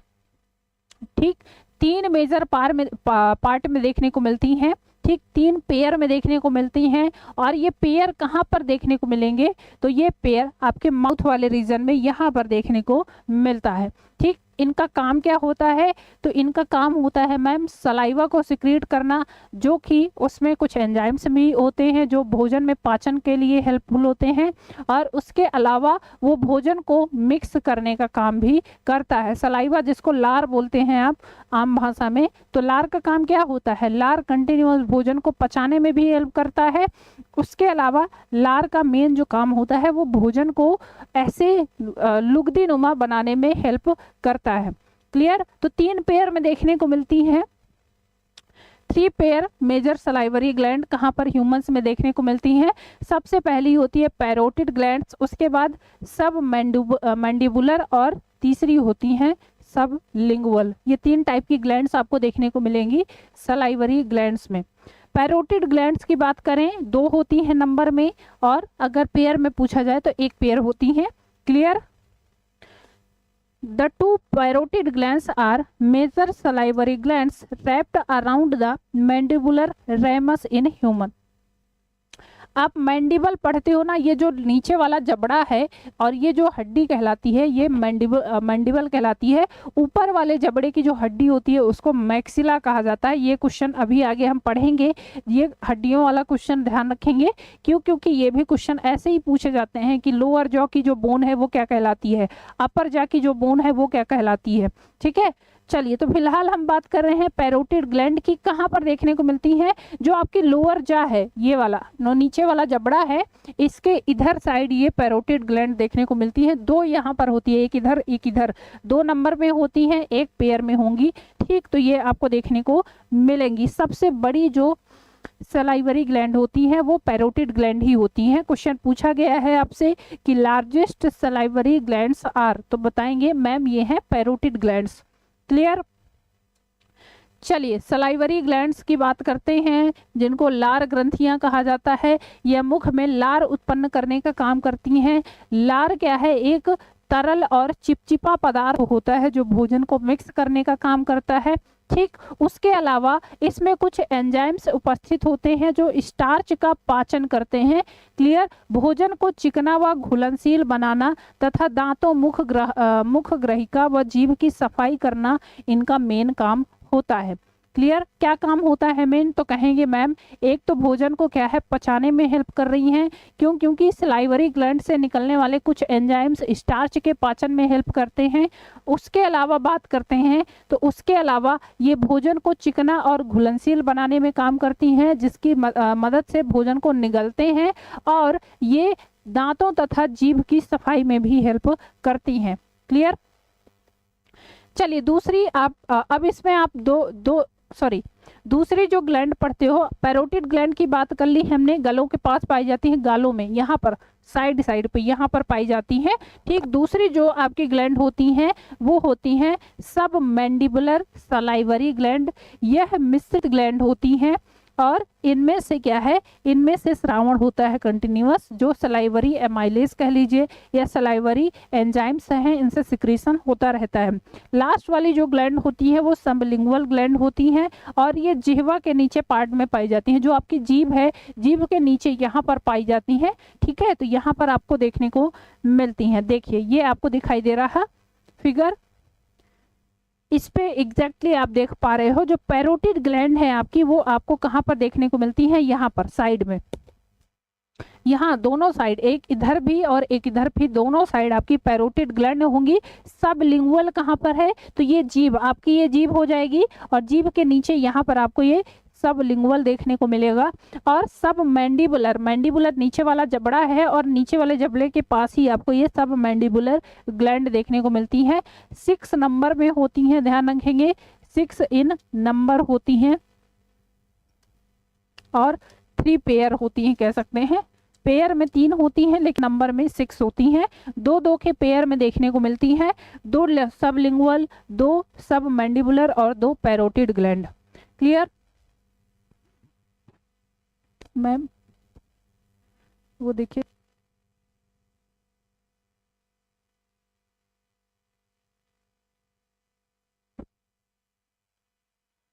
चलिए तो ये आपको ऐसे दिखाई दे रहा है। ये क्या करती हैं, सलाइवा का सिक्रीशन करती हैं, और सलाइवा के सिक्रीशन की मदद से ही डाइजेशन होता है स्टार्च का। ठीक, सलाइवा में सलाइवरी एमाइलेज पाया जाता है जो कि डाइजेशन में हेल्प करता है, स्टार्च के डाइजेशन में हेल्प करता है। आगे बात करते हैं। अब हम दूसरा जो हमारा पार्ट है वो है अग्न्याशय, जिसको आप कह सकते हो पैनक्रियास। सलाइवरी ग्लैंड समझ में आ गई। सलाइवरी ग्लैंड का काम बस आपको इतना याद रखना है, एक तो ये सलाइवा का सिक्रीशन करती है, सलाइवा में सलाइवरी एमाइलेज एंजाइम पाए जाते हैं जो कि स्टार्च का डाइजेशन करते हैं या स्टार्च के पाचन में हेल्प करते हैं। उसके अलावा जो लार का प्रमुख काम है वो भोजन को क्या है, भोजन को लुगदेनुमा संरचना में कन्वर्ट करना, भोजन को ऐसा बनाना ताकि वो निगला जा सके। तो मेन काम यही होता है। आपसे पूछा जाता है कि सबसे बड़ी जो सलाइवरी ग्लैंड है वो कौन सी है, तो that is the parotid gland. 3 होती है, 3 पेयर में होती हैं, और नंबर में अगर पूछा जाए तो 6 होती हैं। ठीक है सोनी जी, आप बहुत लेट हैं। मैम यहाँ भी, बिल्कुल यहाँ भी रहेंगे, क्यों? क्योंकि आपको पढ़ाना है ना। चलिए तो ये क्लास भी आपकी रहेगी, सोनी यादव जी आपकी ये क्लास अब कंटिन्यू रहेगी, और इसमें पूरा थियरी वाला पार्ट हम कवर करेंगे। बहुत लेट हैं आप, लास्ट क्लास होने वाली है और आप अभी आ रहे हैं। तो चलिए ये बात हो गई। अब हम बात करते हैं पैनक्रियास की, जिसको कहा जाता है, इसको कहा जाता है अग्न्याशय, और यहाँ से निकलने वाला अग्न्याशयी रस भोजन के पाचन में हेल्प करता है। तो आइए देखते हैं। भोजन के पाचन में हेल्प करने से पहले ये देखा जाता है कि ये ग्लैंड कैसी है। पैनक्रियास आप पढ़ते हो, यह मिश्रित टाइप की ग्लैंड होती है ना। क्या होता है, पैनक्रियास मिश्रित ग्लैंड कहलाती है, मिक्स ग्लैंड होती है। यह एक मिश्रित ग्लैंड है जो अंतःस्रावी हार्मोन्स इंसुलिन का सिक्रीशन करती है और ग्लूकेगॉन का सिक्रीशन करती है, तथा बाह्यस्रावी अग्न्याशयी रस का श्रावण करती है। ठीक है, एक तो आप ऐसी ग्रंथियां पढ़ते हो जो कि एंजाइम्स का और एक तो आप ग्लैंड पढ़ते हो जो एंजाइम्स का सिक्रीशन करती हैं, उनको क्या कहा जाता है, तो एंजाइम्स का सिक्रीशन करने वाली ग्रंथियों को कहा जाता है, इनको बाह्यस्रावी ग्रंथियां एक्सोक्राइन ग्लैंड कहा जाता है। और दूसरे टाइप की ग्लैंड होती हैं जो कि कहलाती हैं एंडोक्राइन ग्लैंड, वो एंजाइम्स का सिक्रीशन करती हैं, वो हार्मोन्स का सिक्रीशन करती हैं। हार्मोन्स का सिक्रीशन करती हैं एंडोक्राइन ग्लैंड, और एक्सोक्राइन ग्लैंड सिक्रीशन करती हैं किसका, तो कहेंगे मैम ये सिक्रीशन करती हैं एंजाइम्स का। क्लियर है, एंजाइम्स का सिक्रीशन कौन कर रहा है, एक्सोक्राइन ग्लैंड, जिसको बाह्यस्रावी ग्रंथियां कहा जाता है, और एंडोक्राइन ग्लैंड किसका सिक्रीशन कर रही हैं, तो एंडोक्राइन ग्लैंड हार्मोन्स का सिक्रीशन करती हैं। अब चूंकि आपकी जो पैनक्रियाज है, पैनक्रियाज से एंजाइम और हार्मोन्स दोनों का सिक्रीशन होता है, इसीलिए इसको क्या कहा जाता है, मिक्स ग्लैंड कहा जाता है। ठीक है भाई, मिक्स ग्लैंड कहलाती है। क्वेश्चन पूछा जाता है आपसे, क्या पूछा जाता है कि बताइए हमारे पाचन तंत्र की कौन सी ऐसी ग्रंथि है जो एंडोक्राइन और एक्सोक्राइन दोनों पार्ट उसमें देखने को मिलते हैं, तो वो बताएंगे, वो है अग्न्याशय, या कहेंगे इसी को पैनक्रियास। ठीक, तो यहाँ पर ध्यान रखेंगे, इससे निकलने वाला इंसुलिन हार्मोन है और ग्लूकेगॉन निकलता है, तथा उसके अलावा यह अग्न्याशयी रस का श्रावण करती है। यह ग्रंथि यकृत, ग्रसनी तथा तिल्ली से घिरी हुई होती है। यू आकार के पत्तीनुमा संरचना होती है। ठीक ऐसी दिखाई देती है, ऐसे लगभग पत्तीनुमा संरचना होती है, इस तरह से ऐसे। और ये कहाँ पर जुड़ी होती है, जो स्मॉल इंटेस्टाइन का पहला पार्ट और जो ड्यूडेनम वाला पार्ट होता है उससे ऐसे ये लगी हुई होती है। ठीक, अभी हम स्ट्रक्चर देखेंगे इसका कैसा होता है। ये लंबाई की बात करें तो 6 से 8 इंच तक लंबी और यू आकार की होती है। इस ग्रंथ द्वारा स्रावित एंजाइम आंतों में प्रोटीन, वसा और कार्बोहाइड्रेट के पाचन में हेल्प करते हैं। ठीक है, इनसे निकलने वाले जो एंजाइम्स हैं वो हेल्प करते हैं किसके किसके लिए, प्रोटीन के लिए, वसा के लिए और कार्बोहाइड्रेट के पाचन के लिए हेल्प करते हैं। इंसुलिन तथा ग्लूकेगॉन हार्मोन मिलकर शरीर में ब्लड शुगर के स्तर को नियंत्रित करते हैं। बहुत ध्यान रखिएगा, किसको नियंत्रित करते हैं, तो ब्लड शुगर को कंट्रोल करने का काम कौन करता है, ब्लड शुगर को कंट्रोल करने का काम कौन करता है, वो करता है इंसुलिन और ग्लूकेगॉन, जो कि निकलता है आपके कहाँ से, पैनक्रियाज से निकलता है। ठीक, पैनक्रियाज से निकलता है। यह मानव शरीर में उपस्थित सबसे महत्वपूर्ण पाचक ग्रंथि है। यह मध्यपट्ट के नीचे स्थित लगभग त्रिकोणाकार अंग है। इसका अधिकतम वजन दाईं ओर होता है। सामने से देखने पर यकृत दो भागों दाईं और बाईं पालियों में विभाजित नजर आता है। ठीक है, ये यकृत नहीं कह सकते, ये क्या कहेंगे, यहाँ पर पैनक्रियाज की बात कर रहे हैं तो यकृत नहीं है। यहाँ पर कहेंगे कि ये दो पार्ट में ऐसे डिवाइड होता है और दोनों साइड आपको ऐसे दिखाई देगा। चलिए देखिए, ये आपको कहाँ दिखाई दे रही है, तो ये आपको ऐसे दिखाई देती है ये वाले पार्ट में। ठीक है, ये आपका स्टमक हो गया और यहाँ पर ऐसे ये पैनक्रियाज, ये जो हल्का आपको येलोइश कलर की जो आपको दिखाई दे रही है, ये ऐसे पैनक्रियाज आपको दिखाई देती है। ठीक है, पत्ती नुमा संरचना होती है। यहाँ पर आप देख सकते हैं ये जो येलोइश पार्ट आपको दिखाई दे रहा है ये है आपका पैनक्रियाज। ठीक, अब यहाँ पर जैसे कि लीवर वाला जो पार्ट आप पढ़ते हो तो लीवर से आने वाली ये बाइल डक्ट और पैनक्रियाज से निकलने वाली पैनक्रियाटिक डक्ट, ये दोनों आपस में मिलकर कहाँ पर जाते हैं, ड्यूडेनम में जाते हैं एक कॉमन डक्ट के थ्रू, जिसको हिपैटोपैनक्रियाटिक डक्ट कहा जाता है। आगे देखते हैं।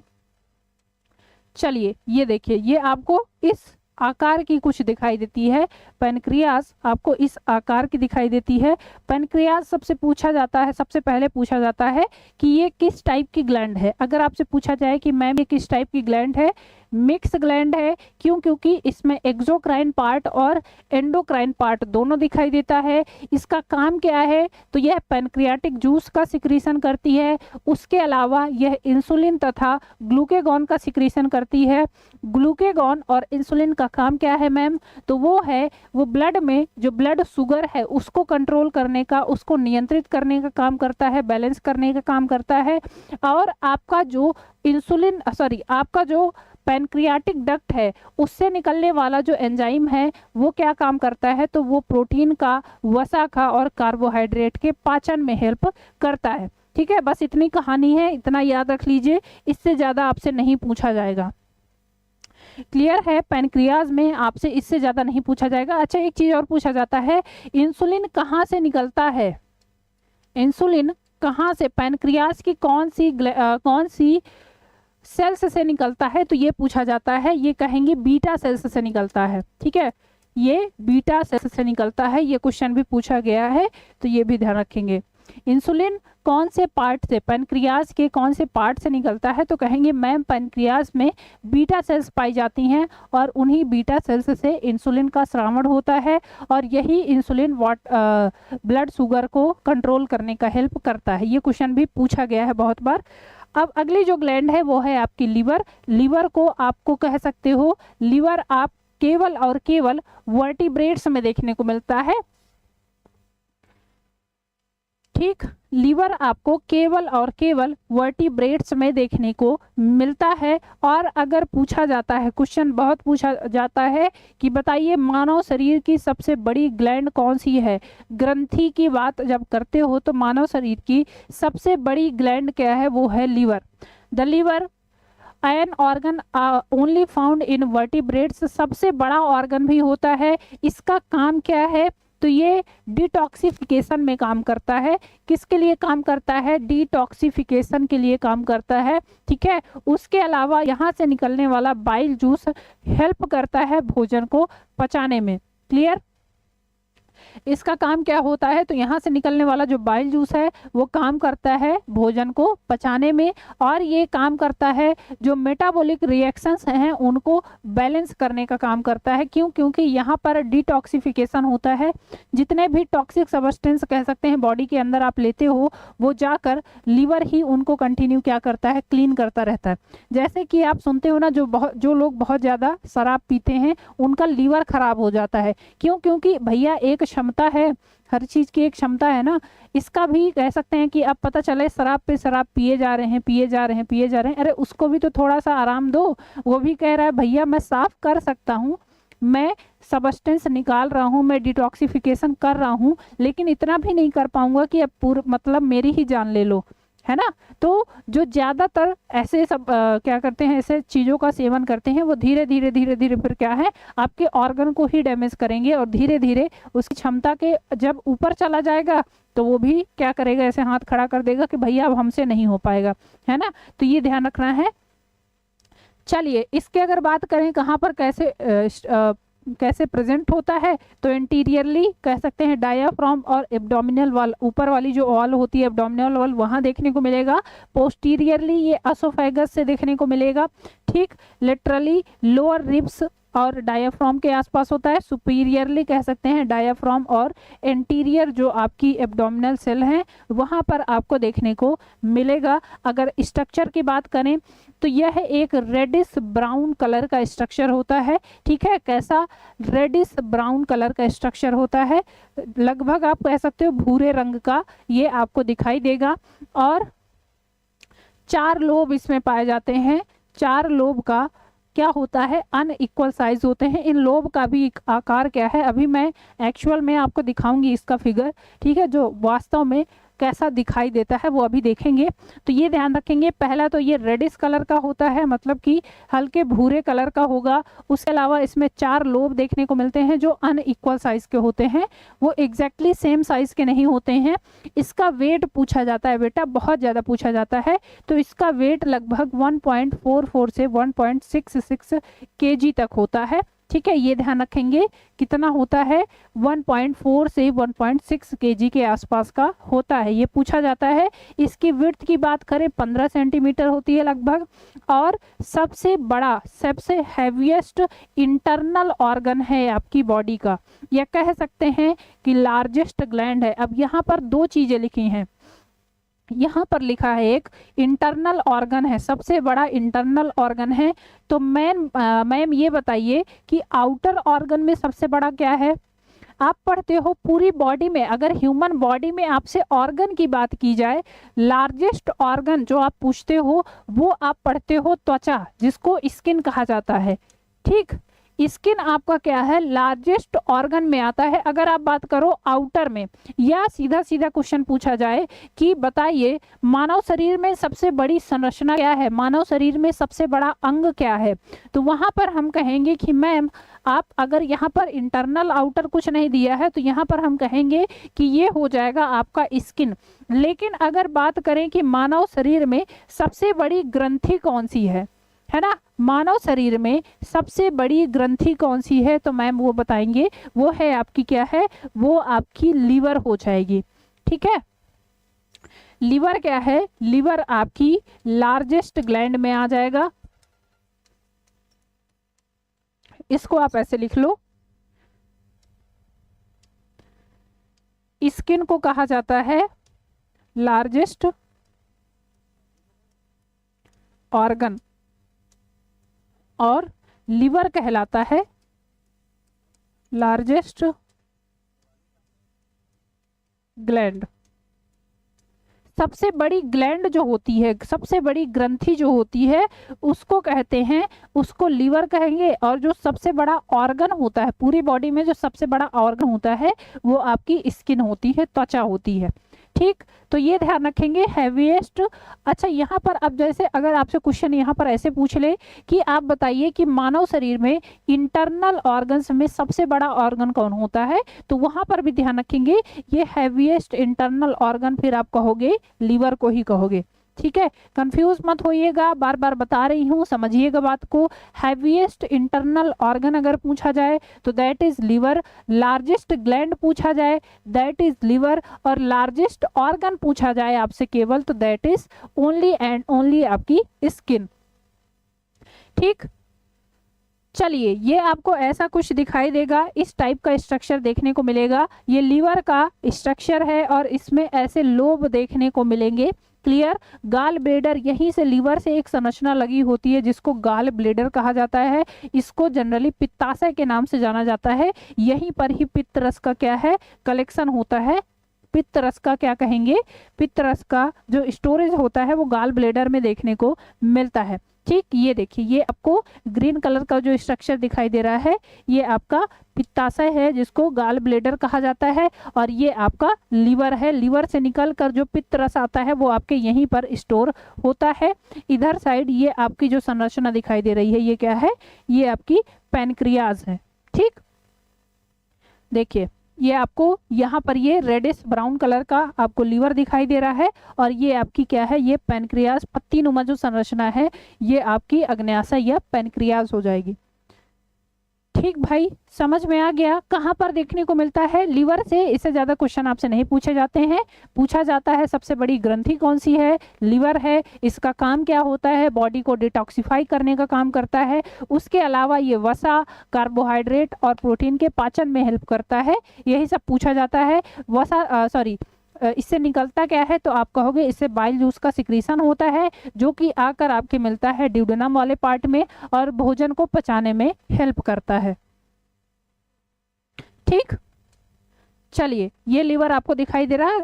कलर आपको एग्जैक्टली क्योंकि कलर आपसे पूछा जाता है बहुत बार तो ये ध्यान रखेंगे। अब मैंने आपको बताया कि लीवर और जो आपकी पैनक्रियाज है ये दोनों क्या करती हैं, एक कॉमन डक्ट बनाती हैं, और यही कॉमन डक्ट जिसको यही कॉमन डक्ट जाकर, ये कॉमन बाइल डक्ट जाकर आपकी कहाँ पर जुड़ती है, तो ये जाकर जुड़ती है आपकी स्मॉल इंटेस्टाइन में। ठीक, ये देखिए, ये आप एक्चुअल देख पा रहे हो, ये है लीवर। ठीक है, ह्यूमन लीवर आपको एक्चुअल में दिखाई दे रहा है जो कि आप देख सकते हो।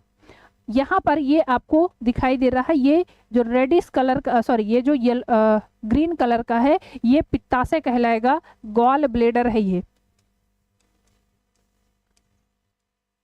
ठीक, ये गॉल ब्लेडर है और ये आपका लीवर है। लीवर के लोब आपको कुछ ऐसे दिखाई देते हैं। ठीक है, 4 लोब ऐसे दिखाई देते हैं जो कि अनइक्वल होते हैं।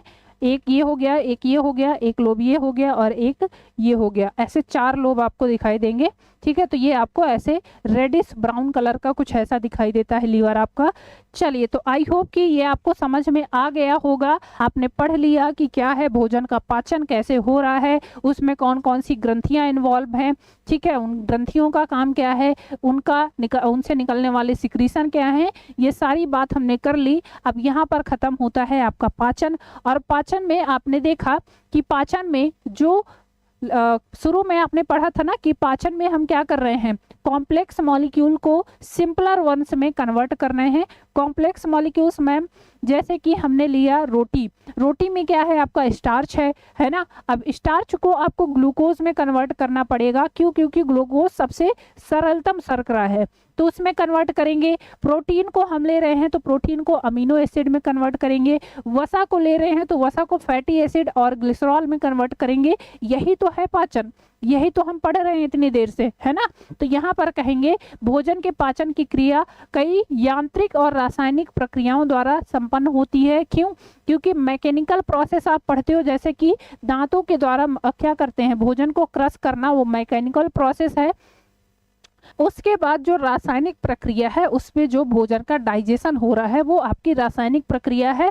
आहार नाल में विभिन्न प्रकार के एंजाइम्स पाए जाते हैं जो कि भोजन के पाचन में हेल्प करते हैं, और वो पाचन जब हो जाता है तो भोजन का पाचन अब होने के बाद भोजन का अवशोषण होता है, और लास्ट में जो अवशोषण होने के बाद जो वेस्ट मटेरियल है उसको बाहर कर दिया जाता है थ्रू द एनस। तो ये पूरी कहानी थी। अब यहाँ पर जैसे कि आपको पता है कार्बोहाइड्रेट को पाचन करने वाले जो एंजाइम्स हैं वो कौन कौन से होते हैं, एमाइलेज, माल्टेज और सुक्रेज ये पाए जाते हैं। प्रोटीन पाचक एंजाइम होते हैं ये ट्रिप्सिन, काइमोट्रिप्सिन और पेप्सिन जो कि आपके स्टमक में पाए जाते हैं। वसा के पाचन के लिए हेल्पफुल होता है लाइपेज एंजाइम, और न्यूक्लिक एसिड के पाचन के लिए रिस्पॉन्सिबल होता है न्यूक्लियोटाइड और न्यूक्लिएजेस। क्लियर, ये क्वेश्चन आपसे पूछे जाते हैं तो ये भी ध्यान रखेंगे। तो यहाँ पर आपका कंप्लीट होता है पाचन। ठीक, यहाँ पर अब कंप्लीट होता है आपका पाचन वाला पार्ट। अब इससे रिलेटेड कुछ क्वेश्चन पूछे जाते हैं तो वो भी देख लेते हैं हम फटाफट से। ठीक है, क्वेश्चन रिलेटेड है जो वो भी देख लेते हैं कि कैसे क्वेश्चन पूछे जाते हैं, उससे आपको एक आइडिया लग जाएगा कि हमारे एग्जाम में कैसे क्वेश्चन पूछे जाते हैं। तो चलिए बिना देरी के आ जाते हैं हम क्वेश्चन में। जितना भी अभी आपने डाइजेशन पढ़ा उसके बाद आप ये क्वेश्चन कर लीजिए, इससे बाहर आपसे नहीं पूछा जाएगा। ठीक है, ये क्लास अगर आपने बहुत ही बेहतरीन तरीके से पढ़ी है तो आई होप कि आपको बहुत ही अच्छे से समझ में आया होगा। क्योंकि इससे बाहर आपसे क्वेश्चन भी नहीं पूछा जाएगा और क्वेश्चन का स्तर में बता दे रही कि कैसा आपसे पूछा जाएगा। तो आइए सबसे पहला क्वेश्चन देखते हैं। कार्बोहाइड्रेट, प्रोटीन और वसा का पूर्ण पाचन कहाँ पर होता है? अब चलो भाई, आपने पढ़ लिया, अब आंसर करिए क्लास में फटाफट से। बताएंगे कि प्रोटीन का, कार्बोहाइड्रेट का और वसा का पूर्ण रूप से पाचन आपके कहाँ पर होता है? फर्स्ट ऑप्शन दिया है छोटी आंत में, बी ऑप्शन है आमाशय में, सी ऑप्शन है मलाशय में, या फिर बड़ी आंत में। यहाँ पर अगर नहीं समझ में आ रहा है तो छोटी आंत को कहा जाता है स्मॉल इंटेस्टाइन। आमाशय मतलब की बात करते हैं स्टमक की, मलाशय इसको कहा जाता है रेक्टम कह लीजिए, और बड़ी आंत मतलब लार्ज इंटेस्टाइन। तो चलो भाई फटाफट से बता दो, अभी मैंने पढ़ाया, ठीक है, अभी क्लास में बात की। बताएंगे कि क्या होगा यहाँ पर राइट आंसर। कार्बोहाइड्रेट, प्रोटीन और वसा का पूर्ण पाचन कहाँ पर होता है? तो मैम अभी तो हमने पढ़ा है ना, मेन जो पाचन होता है वो आपका कहाँ पर होता है? वो होता है आपकी छोटी आंत में। अभी तो पढ़ा हमने छोटी आंत में पाचन होता है, और पाचन के बाद पूरी तरह से कह सकते हैं अवशोषण भी ज्यादातर आपकी छोटी आंत में ही हो जाता है। उसके बाद जो वाटर का एब्जॉर्प्शन होता है वो आपके बड़ी आंत में होता है। तो ये दोनों चीज आपको क्लियर होगी। ठीक, नेक्स्ट क्वेश्चन देखते हैं। आहार में मौजूद वसा छोटी आंत में बड़ी गोलिकाएं क्यों बनाता है? चलो, क्वेश्चन पूछा गया है कि आपके जो भोजन में मौजूद वसा है वो छोटी आंत में बड़ी गोलिकाएं क्यों बनाता है? पहला दिया है क्योंकि आमाशय में मौजूद लाइपेज एंजाइम वसा को पूरी तरह से नहीं पचा पाता है। बी ऑप्शन है क्योंकि वसा आमाशय में उत्पन्न जल युक्त कर्दम जिसको स्लूरी कहा जाता है उसके साथ अच्छे से मिक्स नहीं हो पाता है। सी ऑप्शन है क्योंकि वसा आमाशय में भोजन के मंथन, चर्निंग मूवमेंट के दौरान कार्बोहाइड्रेट में फंस जाते हैं। या फिर क्योंकि प्रोटीन और वसा आपस में मिलकर कोलाइडल पदार्थ बनाते हैं। चलो भाई फटाफट से बता दीजिए। मैम सेशन इंग्लिश वर्जन में बता दीजिए। बेटा बोल तो रहे हैं, समीरा जी बोल तो रहे हैं, इंग्लिश हिंदी दोनों में तो बोल रहे हैं। जहां पर नहीं समझ में आ रहा वहां बताइएगा। चलो अच्छा बताओ क्या होगा यहाँ पर राइट आंसर। आहार में मौजूद वसा छोटी आंत में बड़ी गोलिकाएं क्यों बनाता है? चलो बता दो फटाफट से। वसा जो होता है आपका फैट, वो आपके छोटी आंत में बड़ी बड़ी गोलिकाएं बनाता है। उसका रीजन क्या होता है, किस वजह से होता है ये? तो यह है क्यों, क्योंकि ये आमाशय में उत्पन्न होने वाला जलयुक्त पदार्थ जिसको कर्दम कहा जाता है उसके तरह उससे आराम से मिक्स नहीं हो पाता है। इसीलिए ये जब बड़ी आंत में जाएगा तो बड़े बड़े क्या है, गोले नुमा संरचना में कन्वर्ट हो जाता है। और वसा का पाचन फिर बड़ी आंत में वसा का पाचन फिर छोटी आंत में कौन कर रहा है? तो यहाँ पर जो लीवर से निकलने वाले सबस्टेंस हैं उनमें वो एंजाइम्स और हार्मोन्स होते हैं जो कि वसा के पाचन में हेल्प करते हैं, जैसे कि लाइपेज की बात करते हो। ठीक है, तो लाइपेज आपका छोटी आंत में आके मिलता है भोजन से, और छोटी आंत में फिर पाचन होता है वसा का। तो ये ध्यान रखेंगे। तो यहाँ पर आपका ऑप्शन बी हो जाएगा राइट आंसर। क्यों? क्योंकि वसा आमाशय में उत्पन्न जल युक्त कर्दम के साथ अच्छी तरह से मिक्स नहीं हो पाता है, इसीलिए ये छोटी आंत में जब जाएगा तो बड़ी गोलिकाओं में कन्वर्ट हो जाता है। लेकिन फिर यहाँ पर आकर लाइपेज एंजाइम मिलता है और यहाँ पर फिर ये कन्वर्ट हो जाता है। एक तरह से कह सकते हैं कि इसका डाइजेशन हो जाता है। ठीक, तो ऑप्शन बी यहाँ आपका राइट आंसर हो जाएगा। चलिए अगला क्वेश्चन देखते हैं। एक वयस्क मनुष्य के मुख में केवल कृदंत होते हैं। दांत की बात हमने की थी, ठीक है, टीथ के प्रकार बताए थे मैंने। अब इसमें आपसे पूछा है कृदंत जो होते हैं इनको इंसाइजर कहा जाता है, ठीक, इंसाइजर। तो इंसाइजर कितने होते हैं? 10 होते हैं, 4 होते हैं, 8 होते हैं, 12 होते हैं। ये सभी लोगों ने क्लास की होगी अगर, तो ये सारे क्वेश्चन मैंने करवाए हैं और बहुत ही बेहतरीन तरीके से समझाया है, ठीक है। टीथ की जब हमने बात की थी तो 4 प्रकार के टीथ पढ़ते हो आप, इंसाइजर, केनाइंस, इनको शॉर्ट फॉर्म में ही लिखते हैं, ठीक है, इंसाइजर, केनाइंस, प्रीमोलर और मोलर। प्रीमोलर और क्या है, मोलर। ये आप क्या है 4 टाइप के टीथ पढ़ते हो। इंसाइजर की अगर संख्या पढ़ें, अब बताइए यहाँ पर क्या होगा। तो इंसाइजर आप पढ़ते हो, आप पढ़ते हो, ये फॉर्मूला पढ़ते हो ना, 21 23 21 23, ये फॉर्मूला पढ़ते हैं। तो इंसाइजर अगर एक जबड़े की बात करें तो एक जबड़े में 2 होते हैं, लेकिन अगर आप बात करो दोनों साइड में तो ये आपके 4 देखने को मिलते हैं। तो अपर जबड़े में 4 हो गए और लोअर जबड़े में 4 हो गए। इस तरह से इनकी संख्या होती है 8, ठीक है, 8 हो गए। केनाइंस की बात करते हो, केनाइंस आपके 4 देखने को मिलेंगे, ठीक। कितना होता है, एक इधर साइड एक इधर साइड, और ऐसे ही लोअर जा में तो ये 4 होते हैं। उसके बाद आप प्रीमोलर की बात करते हो तो प्रीमोलर भी आप कह सकते हो 2 इधर हो गए, 2 इधर हो गए, फिर नीचे साइड 2 2 4, तो ये भी 8 हो गए। और आपके जो रदनक होते हैं सबसे लास्ट वाले जिनको मोलर कहा जाता है, ये कितने होते हैं? तो ये 6 इधर होते हैं अपर जा में और 6 लोअर जा में हो गए, तो ये कितने हो गए? 12, ठीक है।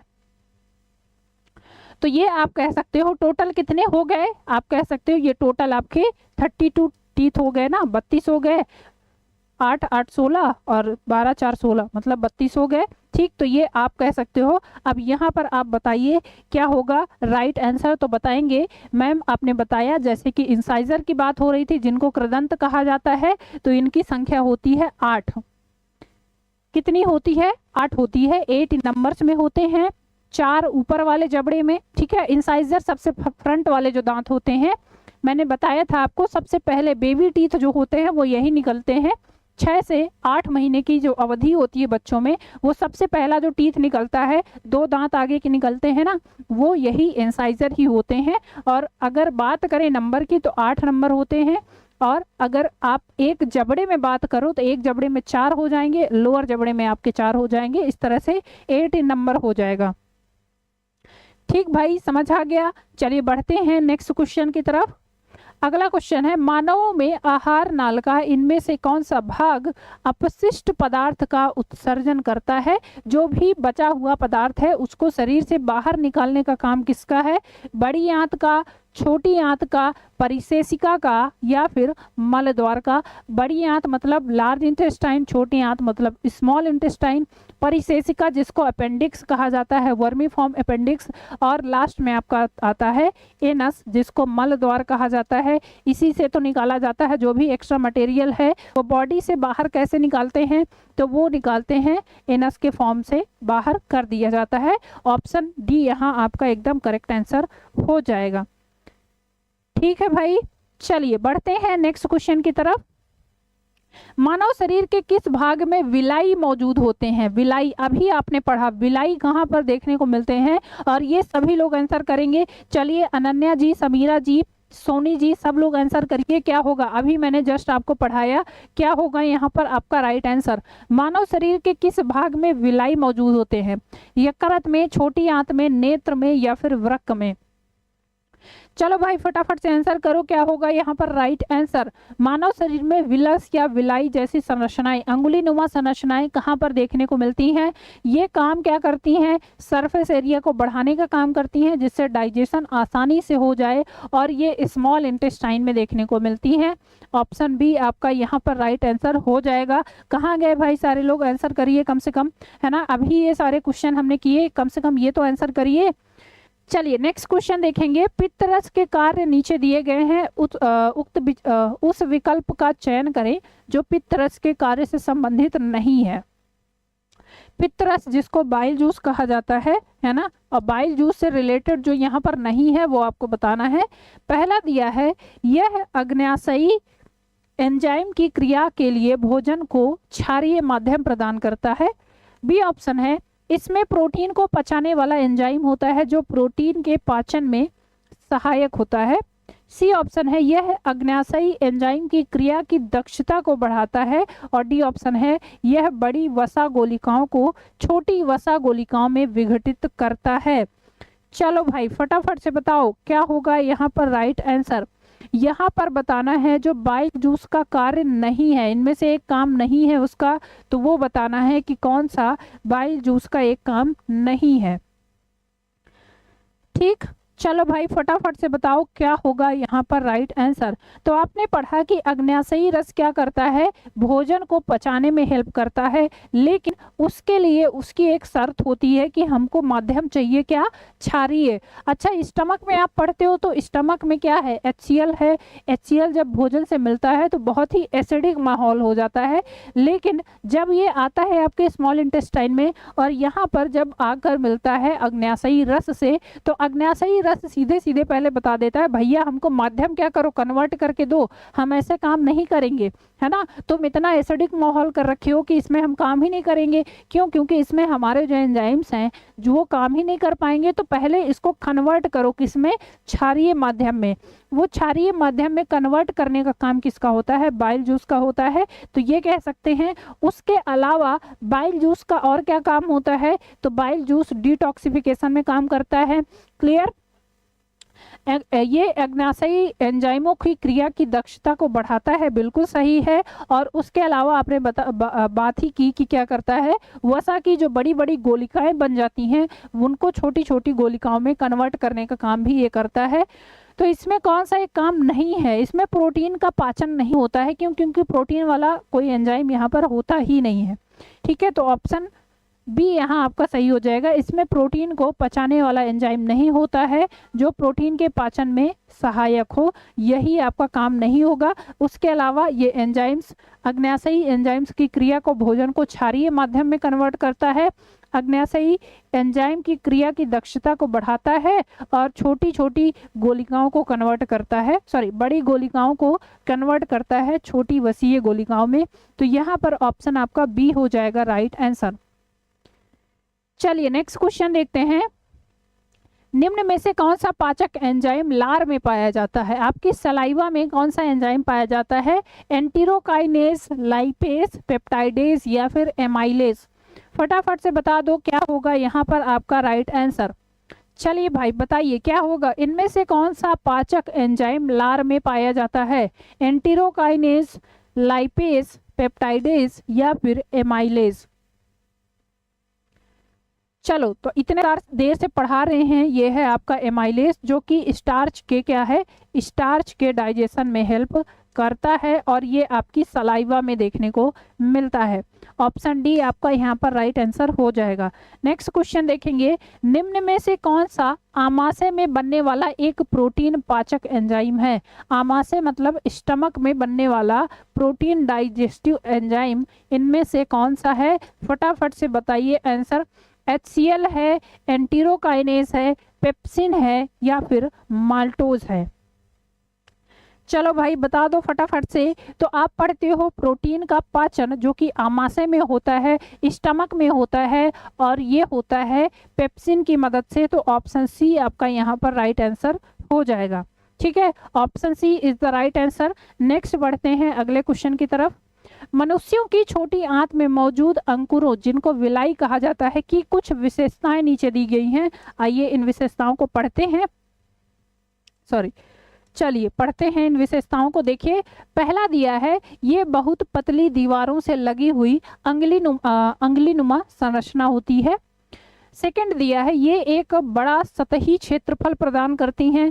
थर्ड दिया है, इनमें भोजन के पारण के लिए छोटे छोटे छिद्र होते हैं। एंड फोर्थ दिया है, इसमें रक्त कोशिकाओं द्वारा भरपूर आपूर्ति कौन से विकल्प अंकुरों को